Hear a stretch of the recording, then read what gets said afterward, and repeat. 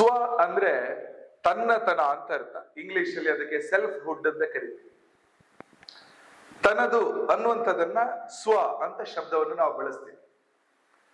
ಪ್ರತಿ ದೇಶಕ್ಕೆ ಅದರದ್ದೇ ಆಗಿರ್ತಕ್ಕಂಥ ಸ್ವಭಾವ ಇರುತ್ತೆ. ಅದು ಆ ದೇಶದ ತನ್ನತನ ಅಂತ ಅನ್ಸ್ಕೊಳ್ಳುತ್ತೆ. ಪ್ರತಿಯೊಂದು ದೇಶಕ್ಕೂ ಅದರದ್ದೇ ಆದಂತಹ ಒಂದಷ್ಟು ವೈಶಿಷ್ಟ್ಯಗಳಿದ್ದಾವೆ. ಆ ಹಿನ್ನೆಲೆಯಲ್ಲಿ ಈ ಶಬ್ದವನ್ನ ಬಹಳ ಯೋಚನೆ ಮಾಡಿ ನಮ್ಮ ಹಿರಿಯರು ಅನೇಕ ಸಂದರ್ಭದಲ್ಲಿ ಬಳಸ್ತಾ ನಮ್ಮ ಭಾಷೆ ಅನ್ನೋದನ್ನ ಹೇಳುವಾಗ ಸ್ವಭಾಷಾ ಈ ಶಬ್ದವನ್ನು ಹೇಳಿದರು. ಅದು ಯಾವುದೇ ಭಾಷೆ ಇರಬಹುದು. ಕನ್ನಡದವರಿಗೆ ಕನ್ನಡ ಇರ್ಬೋದು, ತುಳು ಮಾತಾಡೋರಿಗೆ ತುಳು ಇರ್ಬೋದು, ಮಲಯಾಳಂ ಮಾತಾಡೋರಿಗೆ ಮಲಯಾಳಿ ಭಾಷೆ ಇರ್ಬೋದು. ಭಾರತದಲ್ಲಿ ಸುಮಾರು 3,000ಕ್ಕೂ ಹೆಚ್ಚು ಸ್ಥಾನೀಯ ಭಾಷೆಗಳಿರುವ ಕಾರಣ ಅವರವರ ಭಾಷೆ ಅದನ್ನ ಸ್ವಭಾಷೆ ಅಂತ ಕರೀತಾರೆ. ಹಾಗೇನೆ ವೇಷಭೂಷಣಗಳಲ್ಲೂ ನಮ್ಮತನ ಅಂತ ಇದೆ. ಇದು ಭಾರತೀಯ ಉಡುಪು, ಇಂಡಿಯನ್ ಡ್ರೆಸ್ ಅನ್ನೋದು ನೋಡಿದ ತಕ್ಷಣ ಗೊತ್ತಾಗತ್ತೆ. ಹಾಗಾಗಿ ಅದನ್ನ ಸ್ವಭೂಷ ಅಂತ ಕರೆದು ನಮ್ಮ ದೇಶದ ಬಟ್ಟೆ ಬರೆಗಳು, ನಮ್ಮ ದೇಶದ ಒಂದು ಉಡುಪಿನ ದೊಡ್ಡ ಒಂದು ಹಿನ್ನೆಲೆ ಸ್ವಭಾಷಾ, ಸ್ವಭೂಷ. ಅದ್ರ ಜೊತೆಗೇನೆ ನಮ್ಮದೇ ದೇಶದ ಒಂದಷ್ಟು ಉತ್ಪನ್ನಗಳಿದಾವೆ. ಸ್ಥಳೀಯವಾಗಿ ಸಿಕ್ಕಿದ್ರೆ, ಉದಾಹರಣೆಗೆ ನಾವಿವತ್ತು ಹಂಪಿ ನಗರದಲ್ಲಿ ಇದೀವಿ, ಸುತ್ತಮುತ್ತಲೇ ಆ ವಸ್ತುಗಳು ಸಿಗುತ್ತೆ. ಯಾವುದೋ ಒಂದು ಮನೆಯಲ್ಲಿ ತಯಾರು ಮಾಡ್ತಾರೆ ಅಂದ್ರೆ ಅದನ್ನ ದೇಸಿ ಅಂತ ಕರಿತೀವಿ. ಸುತ್ತಮುತ್ತಲು ಸಿಗಲ್ಲ, ಸ್ವಲ್ಪ ದೂರದಿಂದ ತರ್ತಿದ್ವಿ ಅಂದ್ರೆ ದೇಶಿ ಅಂತ ಕರಿತೀವಿ. ದೇಸಿ, ದೇಶಿ ಎರಡೂ ಸೇರಿದ ಸ್ವದೇಶಿ ಈ ಒಂದು ಭಾವನೆಯಿಂದ ನಮ್ಮ ದೇಶದಲ್ಲಿ ಅನೇಕ ವಸ್ತುಗಳನ್ನ ಅದು ನಮ್ಮದು ಸ್ವದೇಶಿ ಅಂತ ನಾವು ಹೇಳ್ತೀವಿ. ಅದು ಆಹಾರದ ಅನೇಕ ಉತ್ಪನ್ನಗಳು ಇರಬಹುದು, ಕರಕುಶಲ ವಸ್ತುಗಳು ಇರಬಹುದು, ಹ್ಯಾಂಡ್ ಮೇಡ್ ಅನ್ನುವಂಥದ್ದು ನಾವೇನ್ ಹೇಳ್ತೇವೆ. ಕರಕುಶಲ ಅಂದ್ರೆ ಅದೇನೆ.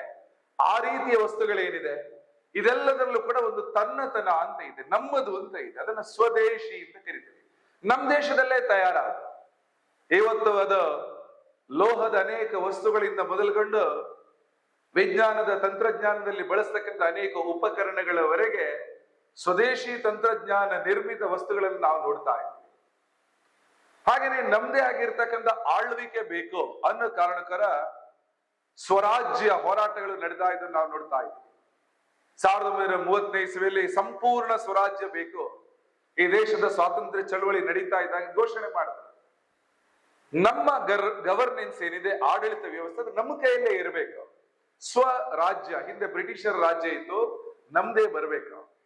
ಈ ರೀತಿ ಬರ್ತಾ ಬರ್ತಾ ಕೂಗಿಗೆ ದೊಡ್ಡ ಒಂದು ಪ್ರಮುಖವಾಗಿರ್ತಕ್ಕಂಥ ಒಂದು ಪರಾಕಾಷ್ಠೆಯ ಶಬ್ದವನ್ನ ಬಳಸ್ತೀವಿ.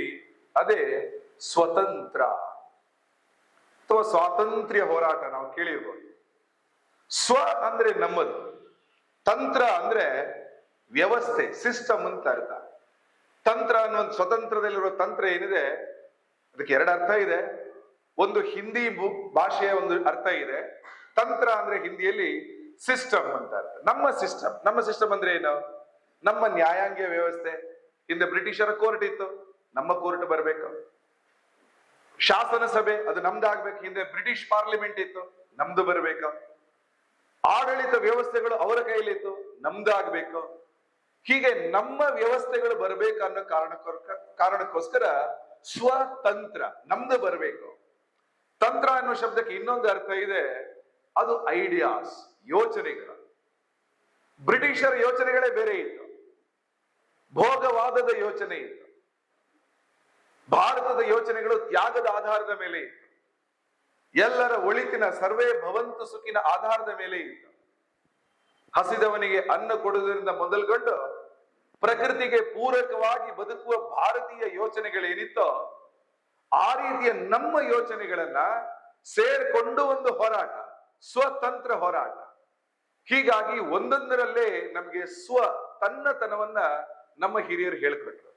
ಅದೇ ಸ್ವಭಾಷಾ, ಸ್ವಭೂಷ, ಸ್ವದೇಶಿ, ಸ್ವರಾಜ್ಯ, ಕೊನೆಗೆ ಸ್ವತಂತ್ರ.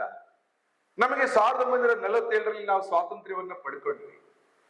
ಆ ಸ್ವಾತಂತ್ರ್ಯ ಬೇರೆ ದೇಶದ ಸ್ವಾತಂತ್ರ್ಯ ಹೋರಾಟಕ್ಕಿಂತ ಭಿನ್ನನೇ ಆಗಿತ್ತು. ನಮ್ಮ ದೇಶದ ಸ್ವಾತಂತ್ರ್ಯ ಹೋರಾಟಕ್ಕೆ 5 ಮುಖಗಳನ್ನು ನಾವು ನೋಡ್ತೀವಿ. ಮೊನ್ನೆ ಸ್ವಾತಂತ್ರ್ಯ ದಿನಾಚರಣೆ ಆಗಿದೆ. ಮೊದಲನೇದು, ನಮ್ಮ ದೇಶದ ಸ್ವಾತಂತ್ರ್ಯ ಹೋರಾಟದಲ್ಲಿ ಕ್ರಾಂತಿಕಾರಿಗಳ ದೊಡ್ಡ ಒಂದು ಪಾತ್ರ ಇದೆ. ಬ್ರಿಟಿಷರ ಸವಾಲುಗಳಿಗೆ ಅವರದೇ ಭಾಷೆಯಲ್ಲಿ ಉತ್ತರ ಕೊಡ್ತಕ್ಕಂಥ ಯುವಕರು ನಮ್ಮಲ್ಲಿ ಇದ್ರು. ಕತ್ತಿಗೆ ಕತ್ತಿ, ರಕ್ತಕ್ಕೆ ರಕ್ತ, ಸವಾಲಿಗೆ ಪ್ರತಿ ಸವಾಲು ಒಡ್ಡಿ ಬ್ರಿಟಿಷರಿಗೆ ಅರ್ಥ ಆಗುವ ಭಾಷೆಯಲ್ಲಿ ಹೇಳಿದಂತ ಒಂದು ದೊಡ್ಡ ಕ್ರಾಂತಿಕಾರಿಗಳ ಮಾಲಿಕೆ ನಮ್ಮಲ್ಲಿದೆ. ಎರಡನೇದು, ಅಹಿಂಸಾತ್ಮಕ ಹೋರಾಟ ನಡೀತಾ ಇದೆ. ಜನ ಜಾಗೃತಿಯ ದೊಡ್ಡ ದೊಡ್ಡ ಸಭೆ ಸಮಾವೇಶಗಳನ್ನ ರಾಷ್ಟ್ರೀಯ ನಾಯಕರು ಮಾಡಬೇಕಾಯ್ತು. ಊರಿಂದ ಊರಿಗೆ ಪ್ರವಾಸ ಮಾಡಿ ಜನರನ್ನ ಒಟ್ಟಿಗೆ ಸೇರಿಸಿ ಸ್ವಾತಂತ್ರ್ಯ ಅಂದ್ರೆ ನೀನು, ನಾವು ನೀವೆಲ್ಲ ಒಟ್ಟಿಗೆ ಏನು ಮಾಡಬೇಕು ಅನ್ನುವಂತಹ ಮಾನಸಿಕತೆಯನ್ನ ತಯಾರು ಮಾಡತಕ್ಕಂಥ ದೊಡ್ಡ ಒಂದು ಅಹಿಂಸಾತ್ಮಕ ಹೋರಾಟ. ಮೂರನೆಯದು, ಸ್ವಾತಂತ್ರ್ಯ ಹೋರಾಟ ಮಾಡ್ತಾ ಮಾಡ್ತಾ ವೈಚಾರಿಕವಾಗಿ ಜಾಗೃತಿಯನ್ನು ಮೂಡಿಸಿದ್ರು. ಕವಿಗಳು ಕವನವನ್ನ ಹೊಸೆದ್ರು, ಲೇಖಕರು ಲೇಖನವನ್ನು ಬರೀತಾ ಹೋದ್ರು, ಪತ್ರಿಕೆಗಳು ದೇಶಕ್ಕೋಸ್ಕರ ಸ್ವಾತಂತ್ರ್ಯ ಪ್ರಾಪ್ತಿಗೋಸ್ಕರ ಬರೀಲಿಕ್ಕೆ ಶುರುವಾಯಿತು.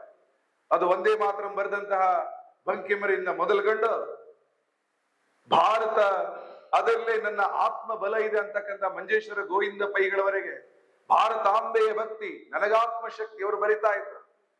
ಅನೇಕ ಮುಖಗಳಲ್ಲಿ ರಾಷ್ಟ್ರೀಯ ಭಾವನೆಗಳು ಈ ತರ ವ್ಯಕ್ತ ಆಗ್ತಾ ಇತ್ತು. ಅನೇಕ ಮಂದಿ ಪತ್ರಿಕೆಗಳನ್ನು ಶುರು ಮಾಡಿದ್ರು.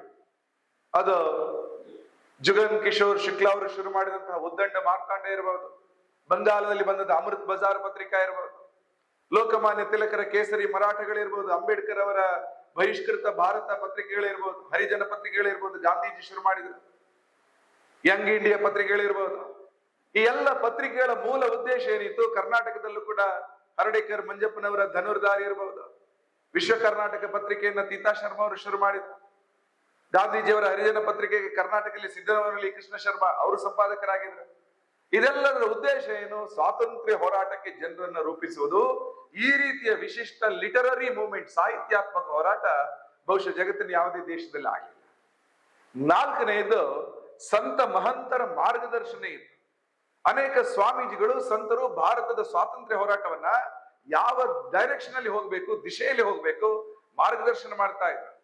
ಅದರಲ್ಲಿ ಸ್ವಾಮಿ ವಿವೇಕಾನಂದರು, ದಯಾನಂದ ಸರಸ್ವತಿಗಳು, ಶ್ರದ್ಧಾನಂದರು, ಮಹರ್ಷಿ ಅರವಿಂದರು, ಅನೇಕ ಮಂದಿ ಭಾರತೀಯ ಸ್ವಾತಂತ್ರ್ಯ ಹೋರಾಟದ ದಿಕ್ಕು ದೆಸೆ, ನಿರ್ಣಯ, ಗತಿ ಎಲ್ಲದಕ್ಕೂ ಕೂಡ ಅವರು ತಮ್ಮ ಸಲಹೆಗಳನ್ನು ಕೊಡ್ತಾ ಇದ್ರು. ಈ ನಾಲ್ಕು ಆದ ನಂತರ ಐದನೇ ವಿಶೇಷತೆ ಇದೆಯಲ್ಲ ಭಾರತ ಸ್ವಾತಂತ್ರ್ಯ ಹೋರಾಟದ್ದು, ಅದೇ ಒಂದು ವೈಚಾರಿಕ ಆಶಯದೊಂದಿಗೆ ಈ ಹೋರಾಟ ನಡೀತಾ ಇತ್ತು. ಸುಮ್ನೆ ಹೋರಾಟ ನಡೀತಾ ಇರಲಿಲ್ಲ. ಬ್ರಿಟಿಷರನ್ನ ಓಡಿಸುವ ಉದ್ದೇಶ ಒಂದು ಕಡೆ ಆದ್ರೆ, ಯಾಕೋಸ್ಕರ ಈ ಹೋರಾಟ ಎನ್ನುವ ಸ್ಪಷ್ಟ ಕಲ್ಪನೆ ನಮ್ಮ ರಾಷ್ಟ್ರೀಯ ನಾಯಕರಿಗಿತ್ತು. ಅದೇ ತಾತ್ವಿಕ ನೆಲೆಗಟ್ಟಿನ ಆಧಾರದ ಮೇಲೆ ಇರುವ ಹೋರಾಟ. Freedom movement on the basis of A philosophical foundation. ನಾವು ಯಾಕೆ ಹೋರಾಟ ಮಾಡ್ತಾ ಇದೀವಿ ಅನ್ನೋದು ಇವತ್ತಿನ ವಿಷಯ ಏನಿದೆ. ಅದೇ ಸ್ವತ್ವದ ಆಧಾರದ ಮೇಲೆ ಭವಿಷ್ಯದ ಭಾರತವನ್ನು ಕಟ್ಟಬೇಕು ಅನ್ನುವಂಥದ್ದು ಸ್ವಾತಂತ್ರ್ಯ ಹೋರಾಟಗಾರರ ಎಲ್ಲರ ಮನಸ್ಸಿನ ಬಯಕೆ ಆಗಿತ್ತು. ನಾಳೆ ಭಾರತ ಸ್ವತಂತ್ರಗೊಂಡಾಗ ಅದು ಹೇಗಿರ್ಬೇಕು, ಹೇಗಿರುತ್ತೆ ಅನ್ನುವ ಕಲ್ಪನೆ ಅವರಿಗಿತ್ತು. ಸ್ವಾತಂತ್ರ್ಯ ಬರುತ್ತೆ, ಆಗ ನಮ್ಮತನ, ಸೆಲ್ಫ್ ಹುಡ್ ಅದರಲ್ಲಿ ಇರಬೇಕು. ಬ್ರಿಟಿಷರ ಅಚ್ಚು ಅಥವಾ ಅವರ ಒಂದು ಪ್ರತಿಬಿಂಬ ಅದನ್ನು ಹೊರತುಪಡಿಸಿದ ನಮ್ಮತನ ಅಂತ ಏನಿದೆ, ಆ ನಮ್ಮತನ ಎಲ್ಲಾ ಕಡೆನೂ ಬರಬೇಕು ಅನ್ನುವ ಆಶಯ ಭಾರತದ ಪ್ರತಿಯೊಬ್ಬರಿಗೂ ಇತ್ತು, ಹೋರಾಟಗಾರರಿಗಿತ್ತು. ಹಾಗಾಗಿ ಸ್ವತ್ವದ ಬೆಳಕಿನಲ್ಲಿ ಭವಿಷ್ಯದ ಭಾರತ ಅನ್ನೋದನ್ನ ಶತಮಾನಗಳ ಹಿಂದೆನೆ ಕಂಡುಕೊಂಡಿದ್ರು. 19ನೇ ಶತಮಾನವನ್ನ ಸೆಂಚುರಿ ಆಫ್ ಐಡಿಯಾಸ್ ಅಂತ ಕರೀತಾರೆ. ಅನೇಕ ಹೊಸ ವಿಚಾರಗಳು ಆ ಕಾಲಘಟ್ಟದಲ್ಲಿ ಮೂಡಿಬಂತು. ಜಗತ್ತಿನ ಬೇರೆ ಬೇರೆ ದೇಶಗಳಲ್ಲೂ ಮೂಡಿಬಂತು. ಭಾರತದಲ್ಲಿ ಪ್ರತಿಯೊಬ್ಬರು ಕೂಡ ಆ ವಿಷಯವನ್ನ ತಮ್ಮ ದೃಷ್ಟಿಕೋನದ ಆಧಾರದಲ್ಲಿ ಮಂಡಿಸ್ತಾ ಹೋದ್ರು. ಅದು ಈಶ್ವರಚಂದ್ರ ವಿದ್ಯಾಸಾಗರ ಇರ್ಬೋದು, ಮಹಾತ್ಮ ಗಾಂಧೀಜಿಯವರು ಇರ್ಬೋದು, ಅದಕ್ಕಿಂತಲೂ ಮುಂಚೆ ಬಂದಿದ್ದಂತಹ ಸ್ವಾಮಿ ವಿವೇಕಾನಂದರು ಇರ್ಬೋದು, ಸರ್ವಪಲ್ಲಿ ರಾಧಾಕೃಷ್ಣನ್ ಅವರು ಇರ್ಬೋದು, ಬಾಬಾ ಸಾಹೇಬ್ ಅಂಬೇಡ್ಕರ್ ಅವರು ಇರ್ಬೋದು, ನೇತಾಜಿ ಸುಭಾಷ್ ಚಂದ್ರ ಬೋಸ್ ಇರ್ಬೋದು, ಡಾಕ್ಟರ್ ಕೇಶವ ಬಲರಾಮ್ ಹೆಡಗೇವಾರ್ ಇರ್ಬೋದು. ಇವರೆಲ್ಲರೂ ಕೂಡ ತಮ್ಮ ತಮ್ಮ ದೃಷ್ಟಿಕೋನದ ಆಧಾರದಲ್ಲಿ ಭಾರತದ ಭವಿಷ್ಯವನ್ನ ಮನಗಂಡು ವಿಚಾರಗಳನ್ನ ಸಮಾಜ ಜೊತೆಗೆ ಇಡುವಂತಹ ಪ್ರಯತ್ನವನ್ನು ಮಾಡಿದ್ರು. ಆ ಎಲ್ಲ ವಿಷಯಗಳೇನಿದೆ ಅದು ಸ್ವತ್ವದ ಆಧಾರದ ಮೇಲೆ ಇದೆ, ತನ್ನತನದ ಆಧಾರದ ಮೇಲೆ ಇದೆ. ಈ ತನ್ನತನ ಅನ್ನುವಂಥದ್ದು ಏನು ಅನ್ನೋದನ್ನ ಅರ್ಥ ಮಾಡಬೇಕಿದ್ರೆ ಸ್ಯಾಮ್ಯುಯಲ್ ಹಂಟಿಂಗ್ಟನ್ ಅವರ ಒಂದು ಮಹತ್ವದ ಪುಸ್ತಕ ಇದೆ, ಅದರ ಬಗ್ಗೆ ನಾವು ಸ್ವಲ್ಪ ತಿಳ್ಕೋಬೇಕು. ಸ್ಯಾಮ್ಯುಯಲ್ ಹಂಟಿಂಗ್ಟನ್ ಅಮೆರಿಕದ ದೊಡ್ಡ ಪೊಲಿಟಿಕಲ್ ಅನಲಿಸ್ಟ್ ಅವರು 1992ನೇ ಇಸ್ವಿಯಲ್ಲಿ ಅವರು ಒಂದು ಪುಸ್ತಕ ಬರೆದಿದ್ದು ದಿ ಕ್ಲಾಶ್ ಆಫ್ ಸಿವಿಲೈಸೇಷನ್ಸ್, ನಾಗರಿಕತೆಗಳ ಸಂಘರ್ಷ. ಆ ಪುಸ್ತಕದಲ್ಲಿ ಅನೇಕ ಸಿವಿಲೈಸೇಷನ್ಗಳನ್ನ, ನಾಗರಿಕತೆಗಳನ್ನ ಪಟ್ಟಿ ಮಾಡ್ತಾ 92ನೇ ಇಸವಿಯ ಹೊತ್ತಿಗೆ ಎಷ್ಟು ನಾಗರಿಕತೆಗಳು ಉಳಿದಿದ್ದಾವೆ ಅನ್ನೋದನ್ನ ಅವರು ಉಲ್ಲೇಖ ಮಾಡ್ತಾ, ಜಗತ್ತಿನಲ್ಲಿ ಒಟ್ಟು 49 ನಾಗರಿಕತೆಗಳಿತ್ತು, ಈಗ 3 ಉಳಿದಿದೆ, 46 ನಾಗರಿಕತೆಗಳು ಅಳಿದಿದೆ ಅನ್ನುವಂತಹ ಅಂಶಗಳನ್ನ ನಾವು ಚರ್ಚೆಯಲ್ಲಿ ಕಾಣ್ತೀವಿ. ಭಾರತ 47ನೇ ಇಸವಿ ನಂತರ ದೇಶ ಅಂತ ಹೆಚ್ಚಿಗೆ ಕರೆಯಲ್ಪಡ್ತಾ ಇರುವಂತದ್ದು. 47ಕ್ಕಿಂತ ಮುಂಚೆ ನಮ್ಮನ್ನ ರಾಷ್ಟ್ರ ಅಂತ ಕರೀತಾ ಇದ್ವಿ. ರಾಷ್ಟ್ರ ಮತ್ತು ದೇಶಕ್ಕೆ ವ್ಯತ್ಯಾಸ ಏನಂದ್ರೆ, ನಿಶ್ಚಿತ ಗಡಿಗಳು ಇದೆ ಅಥವಾ ಇಲ್ಲ ಅನ್ನೋದ್ರ ಆಧಾರದ ಮೇಲೆ ನಾವು ಕರಿತೀವಿ. ದೇಶ ಅಂದಾಗ ಅದಕ್ಕೆ ಗಡಿ ಇರುತ್ತೆ. 47ಕ್ಕೆ ನಮಗೆ ಗಡಿಗಳು ರೂಪುಗೊಳ್ಳುತ್ತವೆ. ವಿಶೇಷವಾಗಿ ಪಾರ್ಟಿಷನ್ ಪ್ಯಾಕ್ಟ್ ಅಥವಾ ವಿಭಜನೆಯ ಒಪ್ಪಂದವನ್ನ ಜೂನ್ 3ನೇ ತಾರೀಕು ಏನು ಅಂತಿಮಗೊಳಿಸಬೇಕಿತ್ತು, ಲಾರ್ಡ್ ರಾಡಿಕ್ಲಿಫ್ ಇಂಗ್ಲೆಂಡ್ ಇಂದ ಬಂದಿದ್ರು, ಭಾರತದ ನಕ್ಷೆಯನ್ನು ಬಿಡಿಸಿದ್ರು. ಅವರು ಬಿಡಿಸಿದ ನಕ್ಷೆಯ ನಂತರ ಗಡಿಗಳಾಗುತ್ತೆ. 1950ನೇ ಇಸ್ವಿಯಲ್ಲಿ ನಾವು ರಿಪಬ್ಲಿಕ್ ಆಗುವ ಮುಂಚೆ ನಮ್ಮ ನಿಶ್ಚಿತ ಗಡಿಗಳನ್ನ ಯುನೈಟೆಡ್ ನೇಷನ್ಸ್ಗೆ ಕೊಟ್ಟು ನಮ್ಮ ವಿಸ್ತೀರ್ಣವನ್ನ ಹೇಳಿದ್ವಿ ಮೊದಲ ಬಾರಿ. ಅದಕ್ಕಿಂತ ಮುಂಚೆ ಭಾರತದ ಏರಿಯಾ ನಮಗೆ ಗೊತ್ತೇ ಇರಲಿಲ್ಲ. ಹೇಗೆ ನಾವು ಮನೆಯ ನಮ್ಮ ಸೈಟ್ಗಳನ್ನ ರಿಜಿಸ್ಟರ್ ಮಾಡುವಾಗ ಅಕ್ಕಪಕ್ಕದಲ್ಲಿ ಗಡಿಗಳು ಹೇಗೆ ಇರುತ್ತೋ, ಭಾರತಕ್ಕೆ ಮುಂಚೆ ಗಡಿಗಳೇ ಇರಲಿಲ್ಲ. ಗಡಿಗಳನ್ನ ಮೀರಿದ ಒಂದು ರಾಷ್ಟ್ರ ಜೀವನ ನಮ್ಮಲ್ಲಿ ಇತ್ತು. 47ರಲ್ಲಿ ಗಡಿಗಳು ಬಂತು. ಪಾಕಿಸ್ತಾನದ ಗಡಿ ಬಂತು, ಬಾಂಗ್ಲಾದೇಶದ ಗಡಿ ಬಂತು. 7 ರಾಜ್ಯಗಳನ್ನ, ಅಂದ್ರೆ ರಾಷ್ಟ್ರಗಳನ್ನ ನೆರೆ ರಾಜ್ಯಗಳನ್ನಾಗಿ ನಾವು ಗುರುತಿಸಿದ್ವಿ. 15,106 ಕಿಲೋಮೀಟರ್ ನಮ್ಮ ಇಂಟರ್ನ್ಯಾಷನಲ್ ಬೌಂಡರಿ ಇದೆ. ಸುಮಾರು 7,500 ನಮ್ಮ ಮ್ಯಾರಿಟೈಮ್ ಕರಾವಳಿ ತೀರದ ಬೌಂಡರಿ ಇದೆ. ಅದರ ಒಳಗಿರುವ ಭೂಭಾಗ ಏನಿದೆ 32,64,000 ಚಿಲ್ಲರೆ ಸ್ಕ್ವೇರ್ ಕಿಲೋಮೀಟರ್ ಉದ್ದ ಇದೆ, ಅದು ಭಾರತ. ಅದಕ್ಕಿಂತ ಮುಂಚೆ ನಮ್ದು ಗಡಿಗಳಿಲ್ಲದ ಒಂದು ವಿಸ್ತೃತ ಜಾಗ, ಅದನ್ನ ರಾಷ್ಟ್ರ ಅಂತ ಕರಿತಿದ್ವಿ. ಸಮಾನ ಸಂಸ್ಕೃತಿಯಿಂದ ಬದುಕ್ತಾ ಇದ್ವಿ. ಹಿಂದೆ ಬಾಂಗ್ಲಾದೇಶ ಇರಲಿಲ್ಲ, ಪಾಕಿಸ್ತಾನ ಇರಲಿಲ್ಲ, ನೇಪಾಳ ನಮ್ಮ ದೇಶದ ಭಾಗನೇ ಆಗಿತ್ತು. ತ್ರಿವಿಷ್ಟಪ ಟಿಬೆಟ್ ನಮ್ದೆ, ಶ್ರೀಲಂಕಾ ನಮ್ದೆ, ಬರ್ಮಾ ಏನಿದೆ ಬ್ರಹ್ಮದೇಶ, ಮಯನ್ಮಾರ್. ಲೋಕಮಾನ್ಯ ತಿಲಕರು ಅಲ್ಲಿಗೆ ಹೋದಾಗ ಜೈಲಲ್ಲಿ ಕೂತ್ಕೊಂಡು ಮ್ಯಾಂಡಲೈ ಜೈಲಿನಲ್ಲಿ ಗೀತಾ ರಹಸ್ಯ ಪುಸ್ತಕ ಬರೀತಾರೆ. ಭಾರತದ ಸ್ವಾತಂತ್ರ್ಯ ಸಂಗ್ರಾಮ ಭಗವದ್ಗೀತೆಯ ಕರ್ಮ ಯೋಗದ ಆಧಾರದಲ್ಲಿದೆ ಅಂತ ಅವರು ಬರೀತಾರೆ. ಅವರಿದ್ದಂತಹ ಮ್ಯಾಂಡಲೈ ಏನಿದೆ, ಬರ್ಮಾ ಏನಿದೆ, ಒಂದು ಕಾಲದ ಬ್ರಹ್ಮದೇಶ ಭಾರತದೇ ಆಗಿತ್ತು. ಹೀಗೆ ನೀವು ಬಹಳ ಹಿಂದೆ ಹೋಗ್ತಾ ಇದ್ರೆ ಗಡಿಗಳನ್ನ ಮೀರಿ ದಾಟಿದ ರಾಷ್ಟ್ರ ಇತ್ತು. ಅದಕ್ಕೂ ಹಿಂದೆ ಹೋದ್ರೆ ನಾಗರಿಕತೆಗಳು ಇರ್ತಾ ಇತ್ತು, ಸಿವಿಲೈಸೇಷನ್ಸ್ ಇರ್ತಾ ಇತ್ತು. ಆ ರೀತಿಯ ಸಿವಿಲೈಸೇಷನ್ಸ್ ಒಂದು ಕಾಲದಲ್ಲಿ ಭಾರತದ್ದೇ ಜಗತ್ತಿನಾದ್ಯಂತ ವಿಸ್ತೃತವಾಗಿದ್ದಂತಹ ಒಂದು ನಾಗರಿಕತೆ, ಸಂಸ್ಕೃತಿ ತಲಾಂತರ ವರ್ಷಗಳಿಂದ ಕಾಪಾಡಿಕೊಂಡು ಬಂದದಿತ್ತು. ಅದು ಈಗಲೂ ಉಳ್ಕೊಂಡಿದೆ. ಸಾಮ್ಯುಯಲ್ ಹಂಟಿಂಗ್ಟನ್ ಅವರ 2ನೇ ಪುಸ್ತಕ ಏನಿದೆ, ಆ 2ನೇ ಪುಸ್ತಕ ಹೂ ಆರ್ ವಿ, ಬಹಳ ಚರ್ಚೆ ಆಯ್ತು. ಚಾಲೆಂಜಸ್ ಟು ಅಮೆರಿಕನ್ ಐಡೆಂಟಿಟಿ ಅವರ ಪುಸ್ತಕದ 2ನೇ subtitle who are we, the challenges to America's national identity ಅವರ ಪುಸ್ತಕದ ಶೀರ್ಷಿಕೆ. ಆ ಪುಸ್ತಕ ನಮಗೆ ಅರ್ಥ ಆಗ್ಬೇಕಿದ್ರೆ ಭಾರತದೊಬ್ಬ ಹಿರಿಯ ಕವಿ ಮೊಹಮ್ಮದ್ ಇಕ್ಬಾಲ್ ಅವರು ಸ್ವಾತಂತ್ರ್ಯ ಹೋರಾಟ ಸಂದರ್ಭದಲ್ಲಿ ಒಂದು ಗೀತೆಯನ್ನ ಬರೆದಿದ್ರು. ನಾವೆಲ್ಲ ಹಾಡ್ತೀವಿ ಅದನ್ನ.